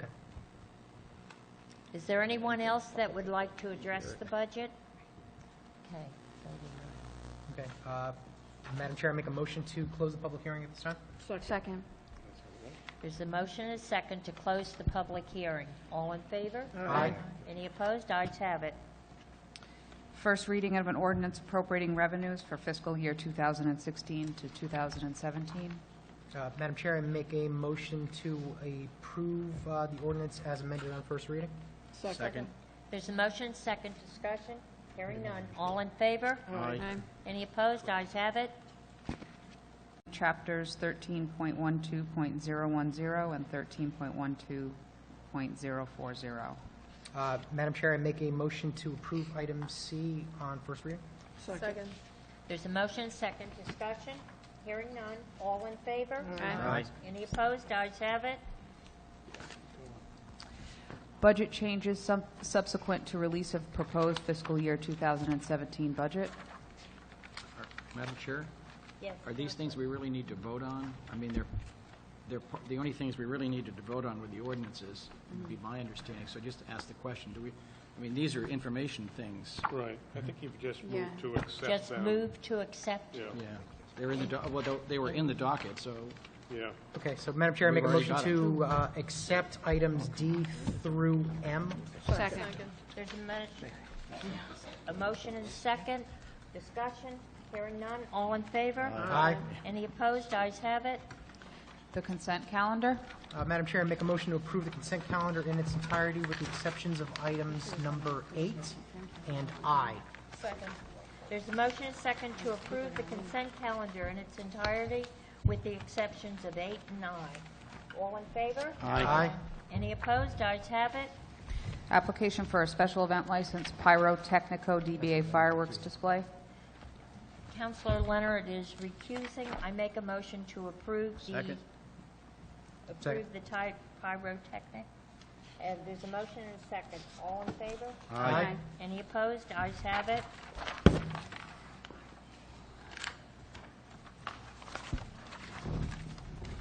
Communication from Jennifer Schultz regarding the second annual National Gun Violence Awareness Day.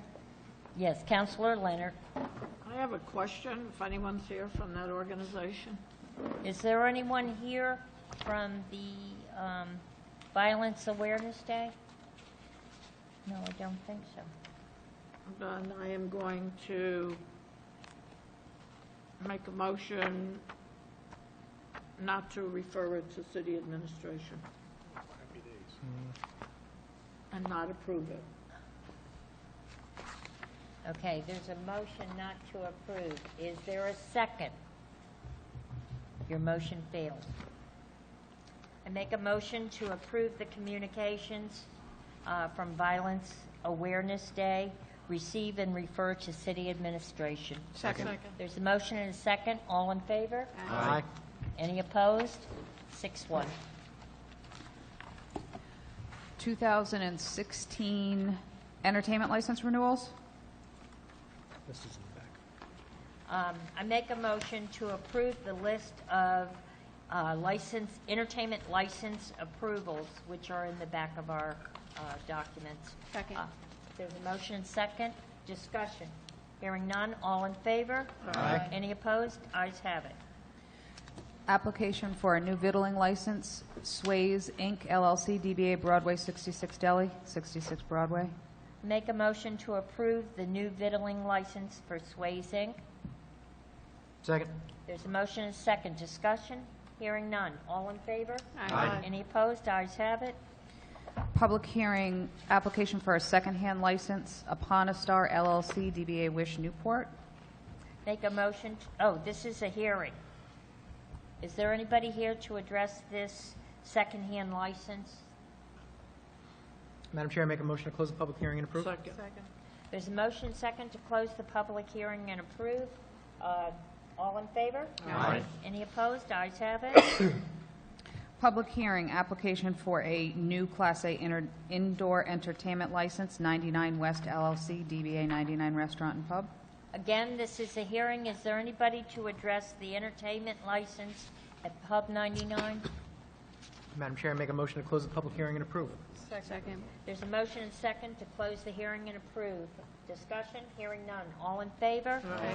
Any opposed? Ayes have it. Public hearing, application for an entertainment license expansion, 2 Patties and a Canuck LLC, DBA The Fifth Element. This is a hearing. Is there anybody here that would like to address this issue? We would state that we will be continuing this until the June 8th meeting. Madam Chair, I make a motion to close the public hearing and continue this item to the June 8th hearing. Second.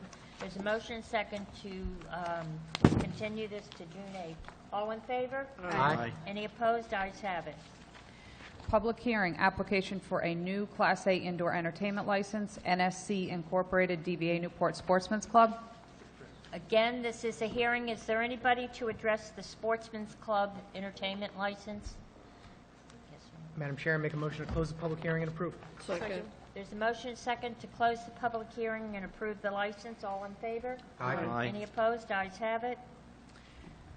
Public hearing, application for a Class B outdoor entertainment license. This is an application for an expansion, Grace Hotels, Vanderbilt LLC. Okay, again, this is a public hearing. Is there anyone here to address? Could you please come up? Your name and address, or who you're representing, please? Madam Chair, Council, I represent the Clark School Apartments and its senior and disabled residents who reside next to Vanderbilt Grace. We are against the approval of expansion for amplified entertainment on their outside deck. Thank you. Yes, could you please come forward? Thank you.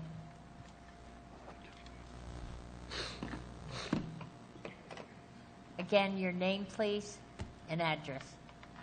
My name is Anthony Serino. My wife Cynthia and I live at 135 Spring Street. We're diagonally across from the Vanderbilt. All day long we have to endure Trinity church bells that dong dong 24/7. And it's not only the hour, it's the number of hours. In 2 weeks, the outdoor entertainment down at the wharf is going to start, and we have to endure that till 1 o'clock in the morning. Then we have the pleasure of the drunks walking up the street on Church Street, and they're just screaming and yelling. Now Vanderbilt wants to put music outside. We find it totally unacceptable, and we hope the council will refuse it. It was killed last year, and they're just trying to put it through again this year. Thank you. Thank you. Is there anybody else to address this issue? Yes. Your name and address, please. Thank you. Hello, council members. Thank you for allowing me to speak. You have to talk louder. My name is Margaret Pardee. I'm the innkeeper of the Chart House Inn, located at 16 Clark Street. We are approximately 500 feet from the Vanderbilt Grace, and I 100% oppose this privilege or license to be in effect. The purpose of a bed and breakfast and many commercial businesses is for relaxing experiences to our wonderful city of Newport and its waterfront. Again and again, other establishments are trying to encroach on our peace and quiet and our enjoyment, and I oppose this ordinance. Thank you. Thank you.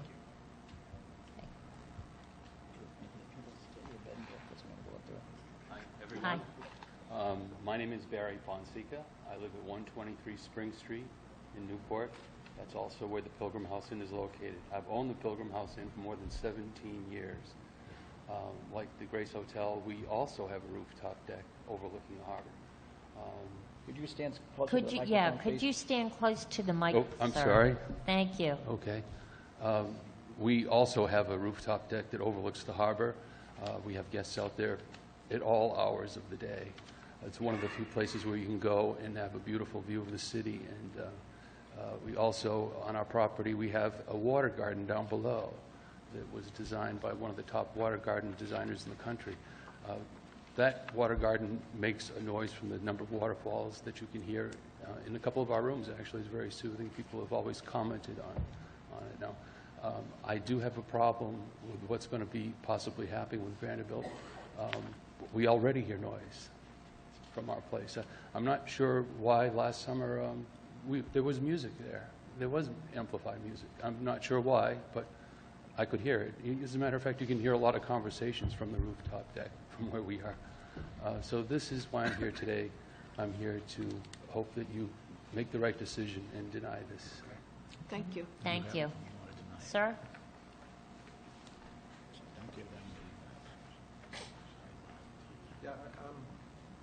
My name's Nord Lang. I live at 26 Mary Street, and I wrote a letter that I'd like to become part of the record, so I was Sure. told to bring copies. I make a motion to receive. Second. There's a motion second to receive. All in favor? Aye. Any opposed? Ayes have it. Thanks.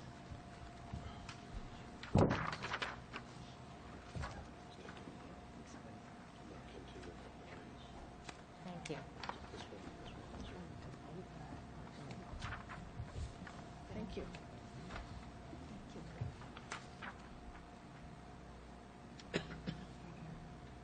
Thank you very much.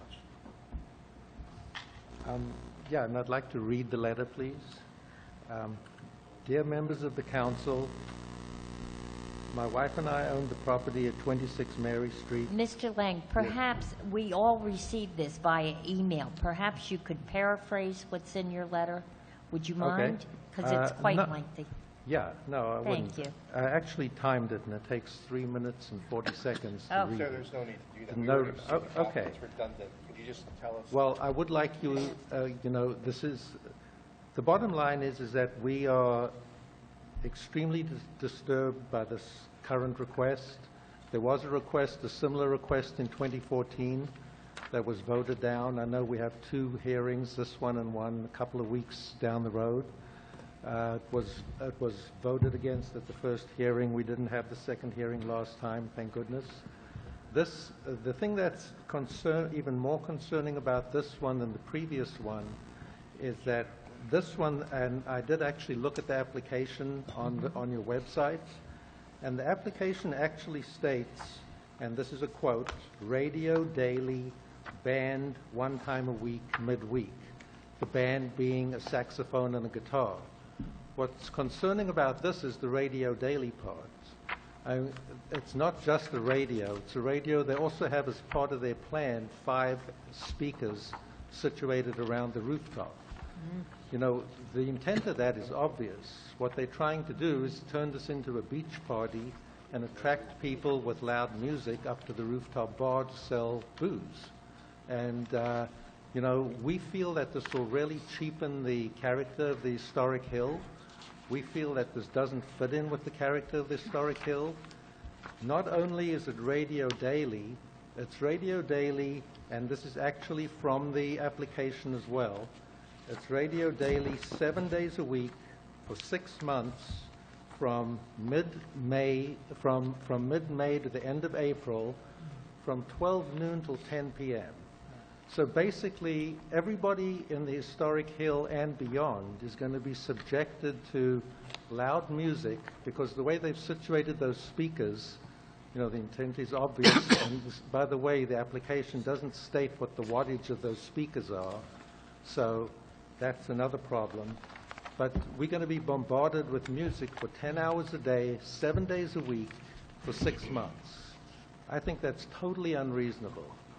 You know, there's already a lot of ambient noise in urban areas, and this, with the amplification, is just totally unreasonable, and it doesn't fit in with the character of the neighborhood at all. It doesn't say what type of music they're going to be playing. You know, they can play anything from country and western to rap to hip-hop. You know, right across from the Vanderbilt Grace Hotel is the Vernon House. So is that really what we want for our downtown area? I don't think so. Thank you, Mr. Lang. Thank you. Okay. Thank you very much. I do want to say one other thing. I do just want to urge you, in summary, that we are emphatically opposed to any amplified music, not just music, but amplified music. Understood. And specifically to the wording and the intent of the current application, and we hope that the council will make the right decision in this regard. Thank you. Thank Mr. Federico? My name is Federico Santi. I've had a business on Spring Street for 31 years, and I've lived on Spring Street across from Trinity Church for 16 years. The last 2 years have been pretty quiet for obvious reasons that you probably know why, for the Hill. Because there are businesses that are gone that used to create a lot of sound. It's been wonderful. So the last thing I think, and I've talked to a lot of my neighbors who couldn't be here tonight, the last thing that they wanted is to have an expansion for an outdoor entertainment venue 50 feet off the ground that is impossible to cite if there's a violation. You just can't do it. We have, within a very short space, Queen Anne Square with no buildings. Sound can travel across there to many buildings on Green Street, on Franklin Street, on other parts of the hill. With the speakers that they want to place on the roof, 5 of them, it just would become interminably loud, we feel, and I very much oppose this expansion. I appreciate you listening to me. Thank you. Is there anybody from the Vanderbilt that wants to speak? Okay, I think, okay, one more, and it has to be under 3 minutes. Okay. Your name and address, please. Katie Dyer, 26 Mary Street. I just want to reiterate what Rico said. I've spoken to all of my neighbors about this, and just like he said, many of them couldn't come. And one of the reasons that many of them couldn't come is because only people get notified who are 200 feet away. So many of them who are actually going to be impacted by this never even got the notice because they don't fit into the ordinance of who gets notified.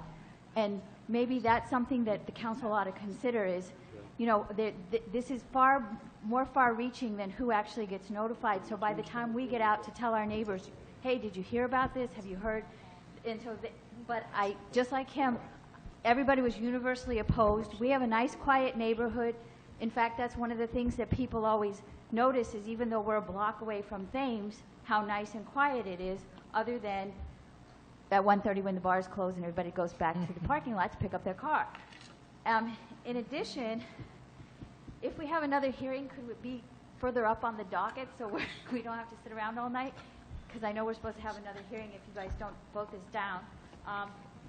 And then also, the fact that the Vanderbilt Grace is 4 stories high and is higher than the neighboring buildings, sound from the rooftop will go much farther than the 200 feet, and it will sonify a large swath of the surrounding area, extending beyond these historic hills. So this is not just a problem with our little neighborhood, which I do think is one of the jewels of Newport, Rhode Island, but it will define the downtown with us, 7 days a week, 10 hours a day, 6 months of the year. Thank Sound. you. Thank you. So I am going to say there's nobody here from Vanderbilt. Well, I voted against it 2 years ago, and I'm going to vote against it tonight. Are we voting on this tonight? Yes, we are going to vote on this tonight. They have a responsibility to show up here. They're the ones asking for the license. We've heard from a number of the neighbors, not only the ones here, but via email. I personally, I wasn't crazy about the idea to begin with. I've been on the council so long, I remember about all the outdoor places. They're few and far between now. So I just, personally, I don't think it is the right place to have outdoor entertainment. So I will be voting against it. Madam Chair? Yes, Councilor. I believe, though, you made a suggestion that that we would continue it. My only concern is that if Vanderbilt Grace people are under the impression you were going to continue it. No, they weren't. Okay. I never spoke to Vanderbilt. Okay. I think they had an obligation to be here tonight because we would have gotten both sides of the story. But having said that, I think at this point, I'm ready to vote. Madam Chair. Any other comments? Yes, I am not ready to vote on this. I think that we have to look at a couple of things. That I think, first off, the Vanderbilt Grace is in a general business zone. We allowed the Viking certain music on their rooftop within certain hours. There seems to be that there should be some sort of balance here. I believe from our discussions earlier that it would be fair for the owners of Vanderbilt Grace to speak with the neighbors and to come to some sort of compromise and resolution. I don't, I'm Well, just, they're not I am even not. here to suggest it. Well, that might be true, and perhaps they should be here, but the fact is, I am not comfortable to say that one business in the general business zone can have music and then another one cannot. Madam Chair? Part of the problem is the outdoor music, Well, and but the Viking fortunately, has outside music, and so, I mean, why are we saying that one business can and one business can't when they're both in a general business zone? well, when I look at the Vanderbilt, it's surrounded by a lot of residents. But When it's I still look at the Viking, I see businesses across the street. Granted, some of their music certainly can flow into the neighborhood, but I'm just thinking that it's probably not the right place, at least. I'd like to make a motion to continue this. Oh, I have to close the public hearing first. I'm sorry. Is there a motion on the table? I'm going to make a motion to close the public hearing. Second. There's motion and second to close the public hearing. All in favor? Aye. Any Aye. opposed? Ayes have it. Public hearing is closed. Are Madam we Chair, re- I'd like to yes. speak to the matter when Yes. it becomes appropriate. So I'm not sure who may be in the queue already waiting to speak. Well, if nobody's in the Now queue, when I'll there's a speak. motion to continue. I just, to echo something that Councilor Segley has said, and to raise the issue, we have the authority to grant licenses. We also have the authority to limit them. But if we don't exercise that authority carefully, we may find ourselves having somebody else make that decision for us. And I think Councilor Segley makes a good point. After a lot of back and forth, we came up with a paradigm for the Vikings several years ago, which we renewed just a couple of weeks ago. And the Vikings not that far away from Vanderbilt Grace. So I think we need to be considerate of the fact that if we don't give them anything, they'll go to Superior Court and they may get everything. We have the opportunity to place reasonable restrictions on what they ask. And I didn't just make that up. I believe if the solicitor wants to stand up and advise us, that's what he's told us before. You have to be careful what you totally deny in the face of what might be an expectation that they could get something. So I think when we were talking about this earlier, and as we're sitting here, I'm thinking, and I'm not here to argue for the Vanderbilt Grace. I'm here to argue for the fairness of the process. But the 5 speakers may well be so that no one speaker puts out so much noise that it can be heard that far away. I don't know. I think we said earlier we were going to continue it and ask them to work together. I think the Vanderbilt Grace should throw a cocktail party and invite all the people in the neighborhood to come up and see this is what we plan to do. And then come back here in 2 weeks and we have the right to talk about the time that they'll have entertainment, whether, we can talk about dB levels. I mean, we can, as we did with the Viking, 9:40. I actually have to think back, 9:40, what a strange time. But I think we just should be careful that we don't create an environment in which we've lost control of something that we want to control. Madam Chair? I'm not saying I'm in favor of it. I'm just saying we need to be careful. I would agree about compromise if they had shown up tonight, but their item is on the docket, and they're not here to discuss compromise.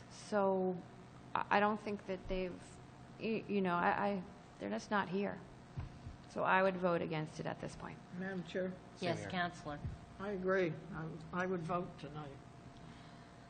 Just to let you know, my suggestion to the council prior to the meeting is if we could get both parties together. However, it was really incumbent upon the Vanderbilt to show up and represent exactly what they wanted to do. They're not here, but the neighbors are. So I feel I have no choice but to deny the request. Second. Madam Chair, as a point of order, I believe we had Councilor Segley made a motion to continue and Councilor McLaughlin seconded. So we Okay. need to make a vote on that first. Let's take the vote on the motion to continue. All in favor, please raise your right hand. All opposed? Motion fails. Okay. Motion to deny? You don't make motions to deny. You just vote against it when it's made in the affirmative. But before we vote, Madam Chair, could the Sisslers just tell me whether my assertion that we place ourselves at risk of having somebody else make this determination is true or false?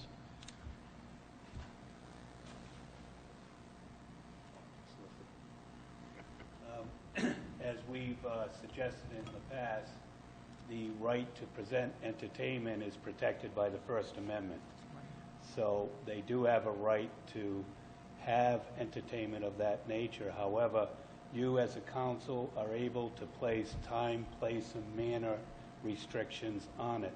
You would take into account the nature of what's been proposed, the governmental interest in preventing excessive noise, disturbing noise. However, there is a risk if you were to deny this outright and an appeal was taken, that a court could find in favor of the applicant. However, it would all be dependent on the record before the court at that time. So in this particular case, when the applicant isn't here, there's probably less of a risk or an issue at that level. But I would advise you that at some point, and it's probably good for the public to hear this, that even outdoor entertainment is protected by the First Amendment. And we've been up in front of the First Circuit on this. The city of Newport has, where the First Circuit has spoken on this and suggested that we have to be limiting. We have to limit the way we restrict the entertainment. There were some suggestions about the type of music. You can't get into the type of music and so forth. So, Madam Chair? Yes, Counselor. I just have a question. This is an expansion rather than a new license. So this council in the past has already given certain guidelines or approvals, so they have not been outright denied.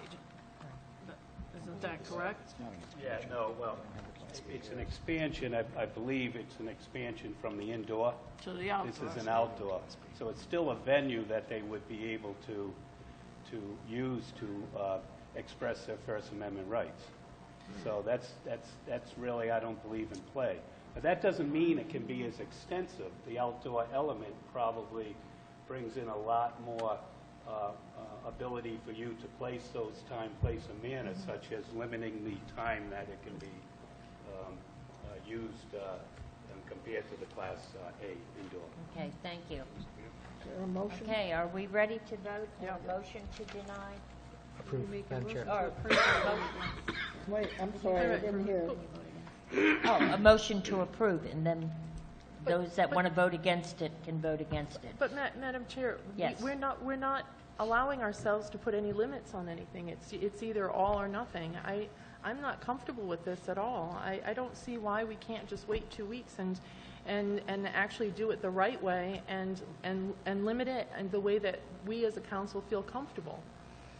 I cannot vote to approve this the way it's written, and yet I don't think it's fair to deny it either. So I really don't know where I stand on this. There is did somebody make the motion? Madam Chair, I'll make a motion to approve. May I have a second for? Second. There's a motion and a second to approve. All in favor, please raise your right hand. All opposed? Oh, I'm sorry, to approve. Sorry. Got my wires crossed. Okay, motion fails. Is that 5-2? Who? Okay. Madam Chair, in accordance with council rules, I want to express why I voted the way I did on this issue, and it's not in support of the Vanderbilt Grace. I just don't believe the process we followed is in our best interest, and I so voted that way. I'm in agreement with Councilor McLaughlin. Okay. Please note that, clerk. Yes, I will. Thank you. Resolution regarding proof of residency for the transfer station. This was a resolution I put forward when I was trying to use, came after I tried to use the transit station. Whereas residential property owners are allocated 2 free dumps per fiscal year at Newport's transfer station, and whereas it currently requires a government-issued ID and your water bill or a tax bill, and whereas it's currently not possible to print out a copy of your water bill or tax line online without the assistance of a city employee, and whereas there's a $2.50 fee charge for getting your water statement emailed, I would ask that it be resolved that a valid driver's license with a Newport address shall suffice to be able to use the transfer station. And I would just clarify, I know the staff would like to look at this a little bit more because it will impact whether or not you're a property owner or a renter. But I would still ask that we perhaps pass the resolve that the staff look into the ramifications of using a valid driver's license only with a Newport address. But I think we should consider that renters should be able to use the transfer station twice a year for free too. But I realize, so I guess I would ask the staff to just look into that and come back with a better way or a less cumbersome way for people to use the transfer station. Second. Okay, there's a motion and second. Discussion? Hearing none, all in favor? Aye. Aye. Any opposed? Ayes have it. Okay. Watch this, we'll spend- Second reading of an ordinance amending Chapter 10.24, parking restrictions on specific streets. Madam Chair, I make a motion to continue this matter to the June 8th meeting. Second. There's a motion and second to continue to June 8th. All in favor? Aye. Any opposed? Ayes have it. Action number 5523. Madam Chair, the administration requests that the council approve the transfer of $5,000 from council contingency to the city manager contract services account to fund the costs associated with the mailing of the city newsletter for the current fiscal year. Second. Move approval of accompanying resolution. Second. There's a motion and second. Discussion? Hearing none, all in favor? Aye. Any opposed? Ayes have it. Action number 5524. Madam Chair, the administration recommends entering into a lease agreement with the Hertz Corporation of Estero, Florida for 10 to 15 parking spaces at the Gateway Visitor Center. The lease would be for a period of 1 year at an annual cost of $34,200.00. The lease may be extended for an additional 4 years, subject to mutually agreed modifications of the terms. This is projected to increase revenue to the city. I move approval of accompanying resolution. Second. There's a motion and second. Discussion? Hearing? Madam Chair? Yes, Counselor. I just have two questions for the city manager. Do you know where they're going to put their office?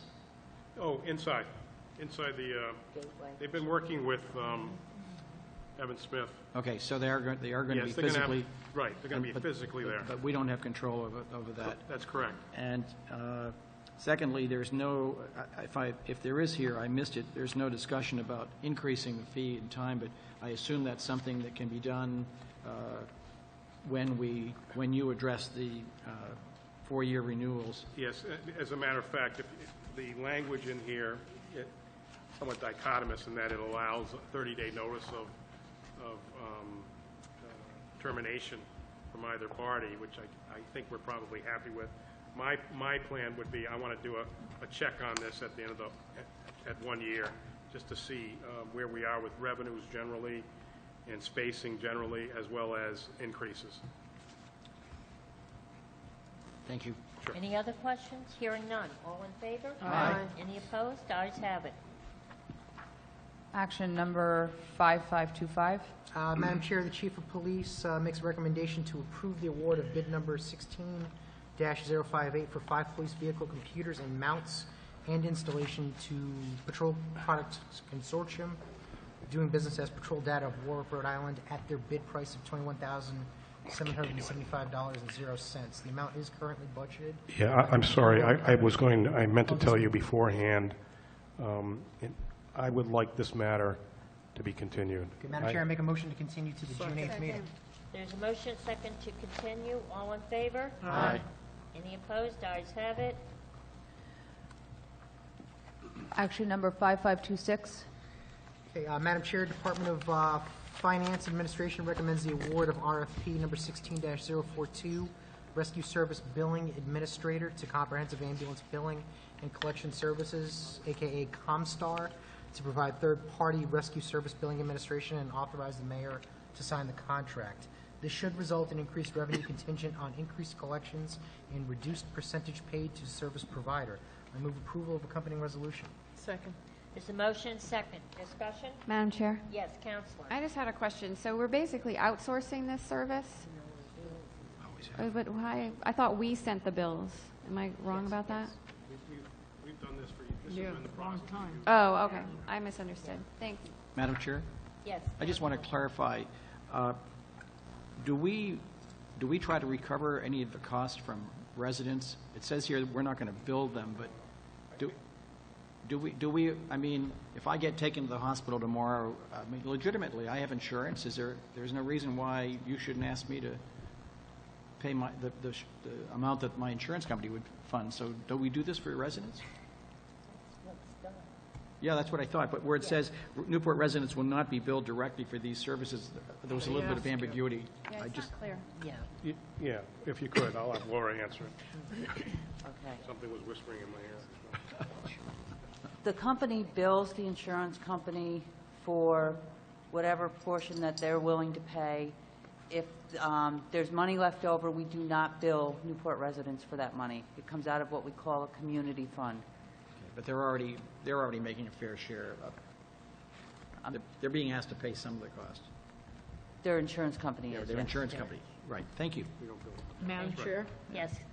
My understanding is, from what people have told me, is that if you get the bill from the, if they ask whether you have insurance and you say no, then that's the end of it. And if they say yes, they provide the information, then we bill it. Is that correct? I believe we have a system in place, our Comstar has a system in place where they have a relationship with the hospital. That's what I thought, yeah. So they get the insurance information if it's available, Okay, if there's thank you. some available. Okay, any other questions?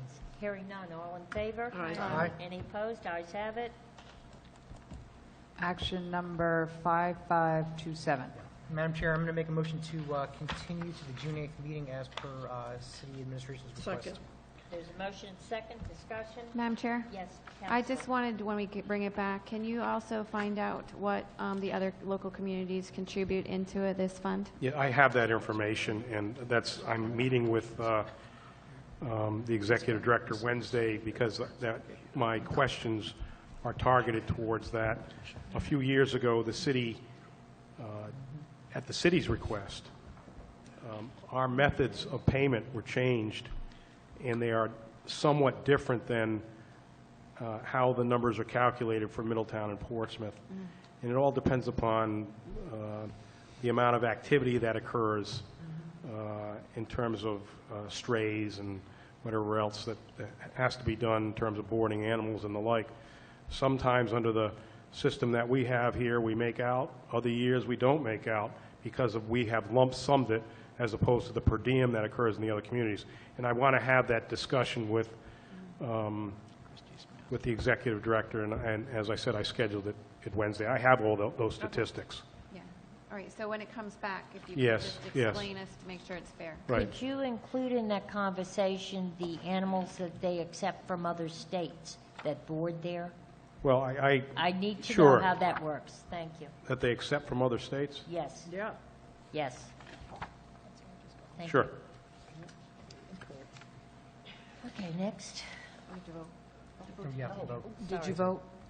I don't think you voted. This is to continue to the June 8th. All in favor? Aye. Any opposed? Ayes have it. Action number 5528. Madam Chair, I make a motion to withdraw this action item as per request of administration. Second. There's motion, second, discussion, hearing none. All in favor? Aye. Any opposed? Ayes have it. Action number 5529. Madam Chair, Department of Public Services recommends approval to submit grant applications to the Rhode Island Department of Environmental Management under the 2016 Recreation Acquisition and Development Grant Program for purposes of funding two projects: Cardines Field building improvements to improve spectator safety and provide Americans with Disabilities Act required amenities such as restrooms and accessible seating, and two, to establish in Miantino Memorial Park grass, athletic playing fields, and green infrastructure drainage improvements to meet the needs of the adjacent Pella Elementary School and neighborhood children. Cardines Field Stadium project cost is estimated at $800,000, with 50% of the funds, or $400,000, coming from the grant and the remaining from future capital funds. Miantino Park estimated budget for the grant project to grade the field, install athletic turf, and green infrastructure drainage is $120,000, $100,000 coming from the grant, and the remaining $20,000 rather coming from capital funds. The total grant request, Madam Chair, is equal to $500,000. I move approval of accompanying resolution. Second. There's a motion, second. Discussion? Madam Chair? Yes, I have one Counsel. quick question for the city manager. The project cost is estimated at $800,000, with 50% of the funds, $400,000, coming from the grant, and the remaining from future capital funds. Right. So we're talking, what, approximately $300,000? Yes. For how many years? Well, it's going to depend. If we get this, we're in the same position that, interestingly enough, that Justin mentioned earlier with the open space funding and how one of the foundations indicated you don't have a plan. The idea here is, sure, right now we would channel or at least represent that we would need to come up with municipal capital funds, but the idea is if we get other dollars in from grant sources like DEM, that we're going to, that'll be base money, seed money, if you will, in which we can seek other funds to support this project. Ultimately, it may be from our capital funds. In terms of over how many years, I can't tell you right now because this is simply the grant application. And if we are lucky enough to get these grants, then I think we've got fund planning to do in terms of how we accomplish the goal of the match. Does the, I mean, are we in non-compliant in regard to ADA? Because I'm asking, because if we've been charged with that, it's one thing, and if not, we're asking for a commitment that may come from grants or may come from taxpayers that could substantially be in the vicinity of $800,000 for Cardines Field. I've never admitted in my life that the city's non-compliant with anything. However, we do have challenges in terms of ADA issues. Matter of fact, we're cutting a ribbon on one, hopefully in a few days. And this is an asset of ours that needs to be addressed because of its deterioration, because of its issues like that. And that's what we're trying to do. Again, it's an application. There's no commitment, there's no fund commitment or impact to our budget right now. We're just trying to, we have some paperwork due that has been urged by some of you in terms of this process, and it appears to be a good process. My question, I guess, is if we put in for this grant and we get it, are we then committed absolutely to forking out another $300,000? Well, only if you're going to use the money. You are. Madam Chair? Yes, Counsel. I would make the point, though, that Cardines Field is one of our historic structures that we own, and we do need to pay attention to it. This project has been years in the development, and it is ADA issues, and we could very well find ourselves being told we can't use that field anymore.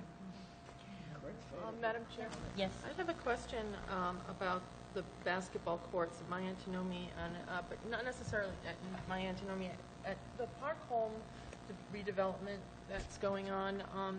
From what I understand, we've lost like 4 basketball courts when that complex was demolished. And has there been any talk with the housing authority to reestablish those courts? Well, as you know, since I have a business relationship, I'm not going to comment on that. However, I'm sure the staff can provide information for you, perhaps at a next meeting on this topic. Okay. When I had heard of that, I'll just say that's probably one of the least expensive investments that we can make for kids, and it's not an expensive sport for kids. So it's important that we do get courts for them to play on. Madam Chair? I will have the appropriate staff address it with you at the next council. Okay, Madam thank Chair? you. Thank you. I would like to know from staff at the same time whether CDBG funds could be used for that, or looking at the CDBG funds that we've been addressing to see if some of those could go to those basketball courts. Thank you. We got to vote. Okay, are we ready to vote? All in favor? Aye. Any opposed? Ayes have it. Action number 5530. Madam Chair, the Department of Public Services recommends approval of an addendum to the existing municipal solid waste and recycling services agreement for the fiscal years 2015 through 2017 by and between the City of Newport and Rhode Island Resource Recovery Corporation. The addendum clarifies that no changes will be made to municipal fees, will be maintained at $54 a ton through fiscal year 2017. As the City of Newport is below its allotted cap thanks to the success of our CART program, we do not anticipate the need for over-the-cap expenditures. The addendum also includes increases in fees as of July 1st, 2016, associated with mattresses and box spring disposal at the central landfill, which is also not expected to affect our existing expenditures. Therefore, there is no fiscal impact. I move approval of accompanying resolution. Second. There's a motion and second. Discussion? Hearing none. All in favor? Aye. Any opposed? Ayes have it. Action number 5531. Madam Chair, Department of Public Services recommends approval of a supplemental agreement with New England Building and Bridge in accordance with Section 11 of the subject contract in order to complete necessary concrete repairs to the Easton's Beach concrete wall and stairs estimated in an amount of $50,000.00. The total authorized contract work amount will increase from $412,500 to $462,500. Section 3 term of agreement is further recommended to be extended to June 30th of 2017 to accommodate this work. It is currently budgeted, Madam Chair. I move approval of accompanying resolution. Second. Motion and second. Discussion? Hearing none. All in favor? Aye. Any opposed? Ayes have it. Action number 5532. Madam Chair, Department of Utilities Water Division staff recommends the award of the laboratory testing services cryptosporidium number 16-049. Big word, I got through that. It's the lowest qualified bidder, Eurofins Eaton Analytical Incorporated, South Bend, Indiana, in the amount of $27,608. Funding for this project will be provided from the Water Division laboratory budget over a 3-year period. It is currently budgeted. I move approval of accompanying resolution. Second. There's a motion second. Discussion? Hearing none. All in favor? Aye. Any opposed? Ayes have it. Action number 5533. Madam Chair, Department of Utilities Water Division recommends as follows the award of the annual bid for chemicals used at the 2 water treatment plants and for treatment of the raw water reservoirs to Holland Company Incorporated, Borden and Remington, Harcos Chemicals, K. Crevitt and Company, Univar USA, Borden and Remington, Equiva, or Evoqua Water Technologies, LLC, George S. Coyne Chemical Company. The total value of the bid award based on chemical usage at both plants and the reservoirs is estimated at $1,091,405. Madam Chair, this value is only an estimate subject to raw water conditions and new treatment processes. It is currently budgeted, however, and I move approval of accompanying resolution. Second. There's a motion second. Discussion? Hearing none. All in favor? Aye. Any opposed? Ayes have it. Action number 5534. Madam Chair, staff recommends award of bid number 16-061, annual waterworks supplies to recommended vendors for the products as follows: E.J. Prescott of Lincoln, Rhode Island, Easton Windwater, West Bridgewater, Massachusetts, Stiles Company of Norwood, Massachusetts, Tie Sales of Sudbury, Massachusetts, HD Supply of Springfield, Massachusetts, Hydroflow Incorporated of Beaumont, Texas, and Warwick Wind Water. The bid award is estimated at $355,500. The term of the bid is for the period of July 1st, 2016 through June 30th of 2017. It is currently budgeted, Madam Chair. I move approval of accompanying resolution. Second. There's a motion and second. Discussion? Hearing none. All in favor? Aye. Any opposed? Ayes have it. Action number 5535. Madam Chair, Department of Human Resources recommends an award of contract to Human Resources Services, HRS Incorporated, for a comprehensive salary assessment study of the AFSCME and NERI classified positions in the amount of $26,875.00, with an additional $3,000 set aside as a contingency for a total project cost of $29,875.00. It is currently budgeted, Madam Chair. I move approval of accompanying resolution. Second. There's a motion second. Discussion? Hearing none. All in favor? Aye. Any opposed? Ayes have it. Action number 5536. Madam Chair, Department of Utilities recommends the award of the design, build, operate service contract for the water pollution control system to Newport Water Services LLC. The term of the contract is 20 years. It is long. I'm going to go ahead and read from the resolved, as I think it's probably the easiest way to tackle it. Now therefore be it resolved that the design, build, operate contract for the water pollution control system project, item number 15-023, between the City of Newport and Newport Water Services LLC, AAECOM Technical Services Incorporated, and Suez Water Incorporated, is hereby approved, incorporating a fixed design build fee of $37,995,300.00, and the mayor is authorized to execute said design build contract on behalf of the city, subject to favorable review by the city solicitor, and the authorized design build project number 15-023 budget, which includes contingencies, is approved in the total amount of $40 million and 0 cents. I move approval of accompanying resolution. Second. Madam There's Chair? a motion and second. Yes, Counselor, discussion. I looked at this, and I looked at those few pages, and I see $40 million, and I see a 20-year contract, and then I see the following. The city will be assuming the O&M for the underground infrastructure, and the transition period will be during fiscal year 2017, anyway, that's what that is.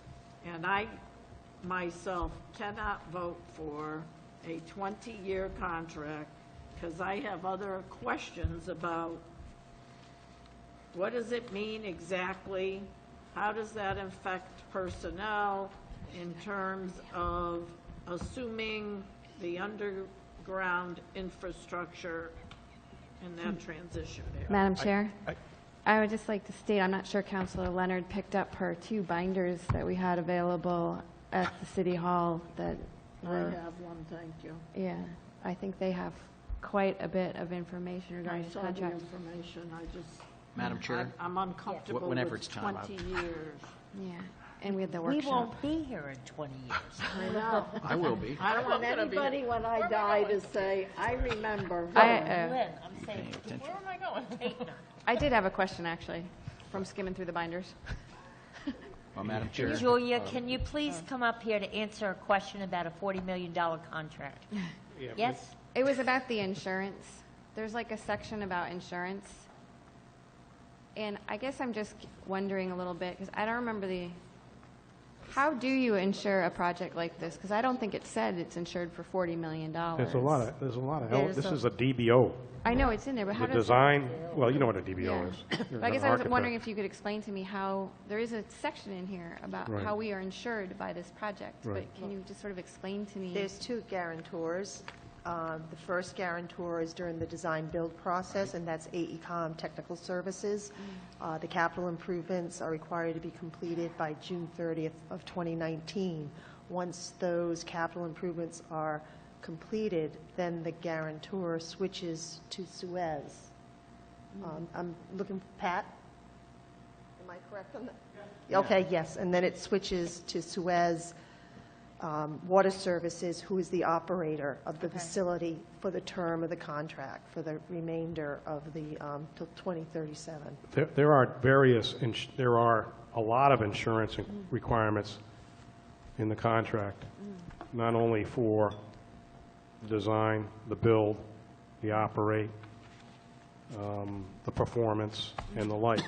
If you have a specific question on a specific Well, there was a section then we can listed probably... out like $10 million of insurance, but that Right. didn't caught my eye. It didn't seem like that was enough. It may be the early termination. It could be, I don't recall the figure exactly. We'll have to, I mean, maybe we could satisfy, I could send everyone an explanation of it after. You'd have to pull out the specific section. I could have Pat Gallagher come up here and Carol Rigo and the team, as well as Julia and myself, and examine it and give you the explanation. Well, I guess what I would say is, as long as staff feels comfortable that a city is Yes. Yeah, We've that's had, fine. it's just not Julie and I, it's a cast of thousands on our side from CDM Smith, our consultants, as well as a number of their employees that have been ushering this whole process through for a long time, and not just a few weeks, but a long time. This has been a long time coming. And when we talk about $40 million,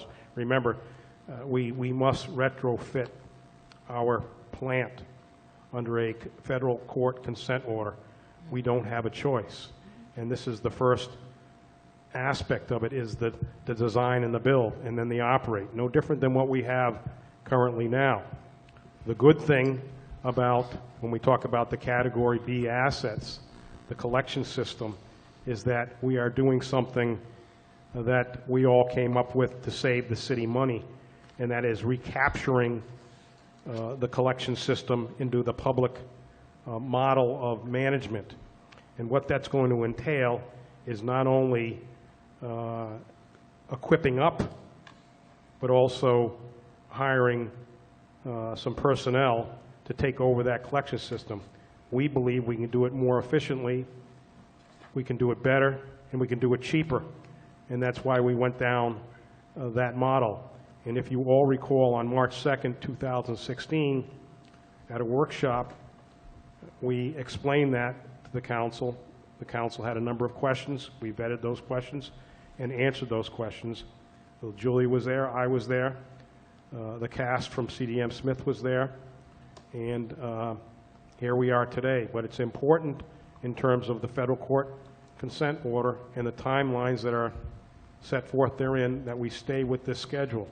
This contract, which you all have had available to you, and I don't expect all of you to be speed readers on this, but there's been a lot of time, a lot of thought, and there's a lot of necessity behind this moving forward, not only from a liability standpoint, but from an environmental standpoint.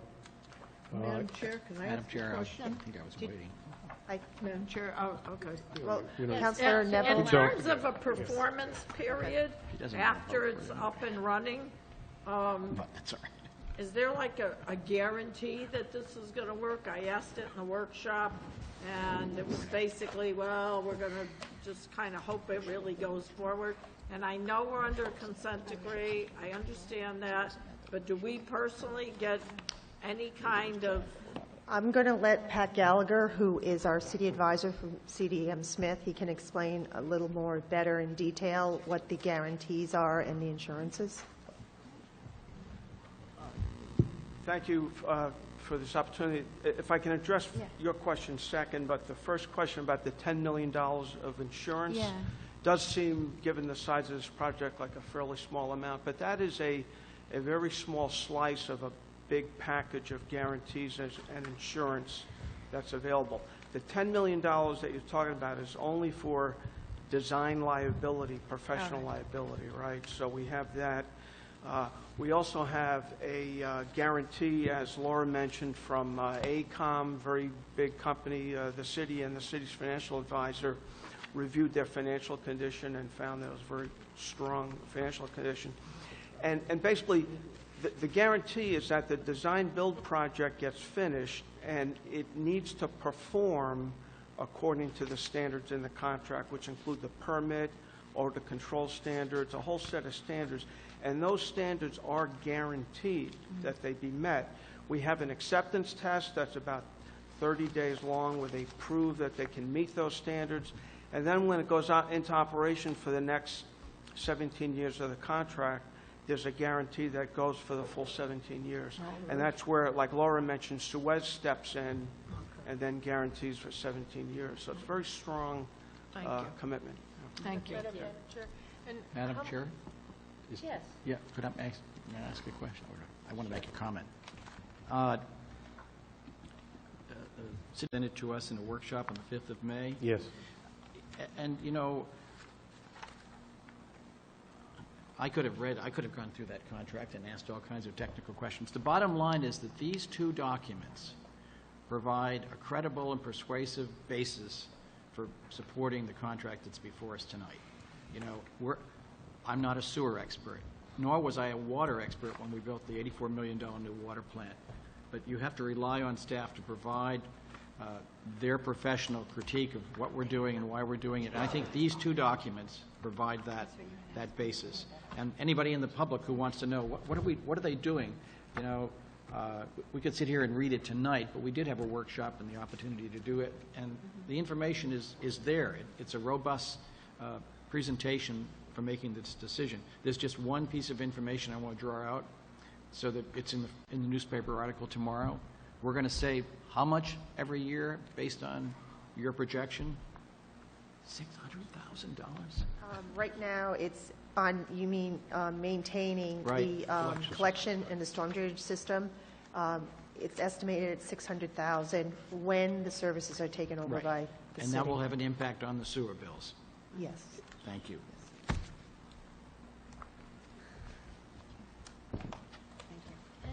Any other questions?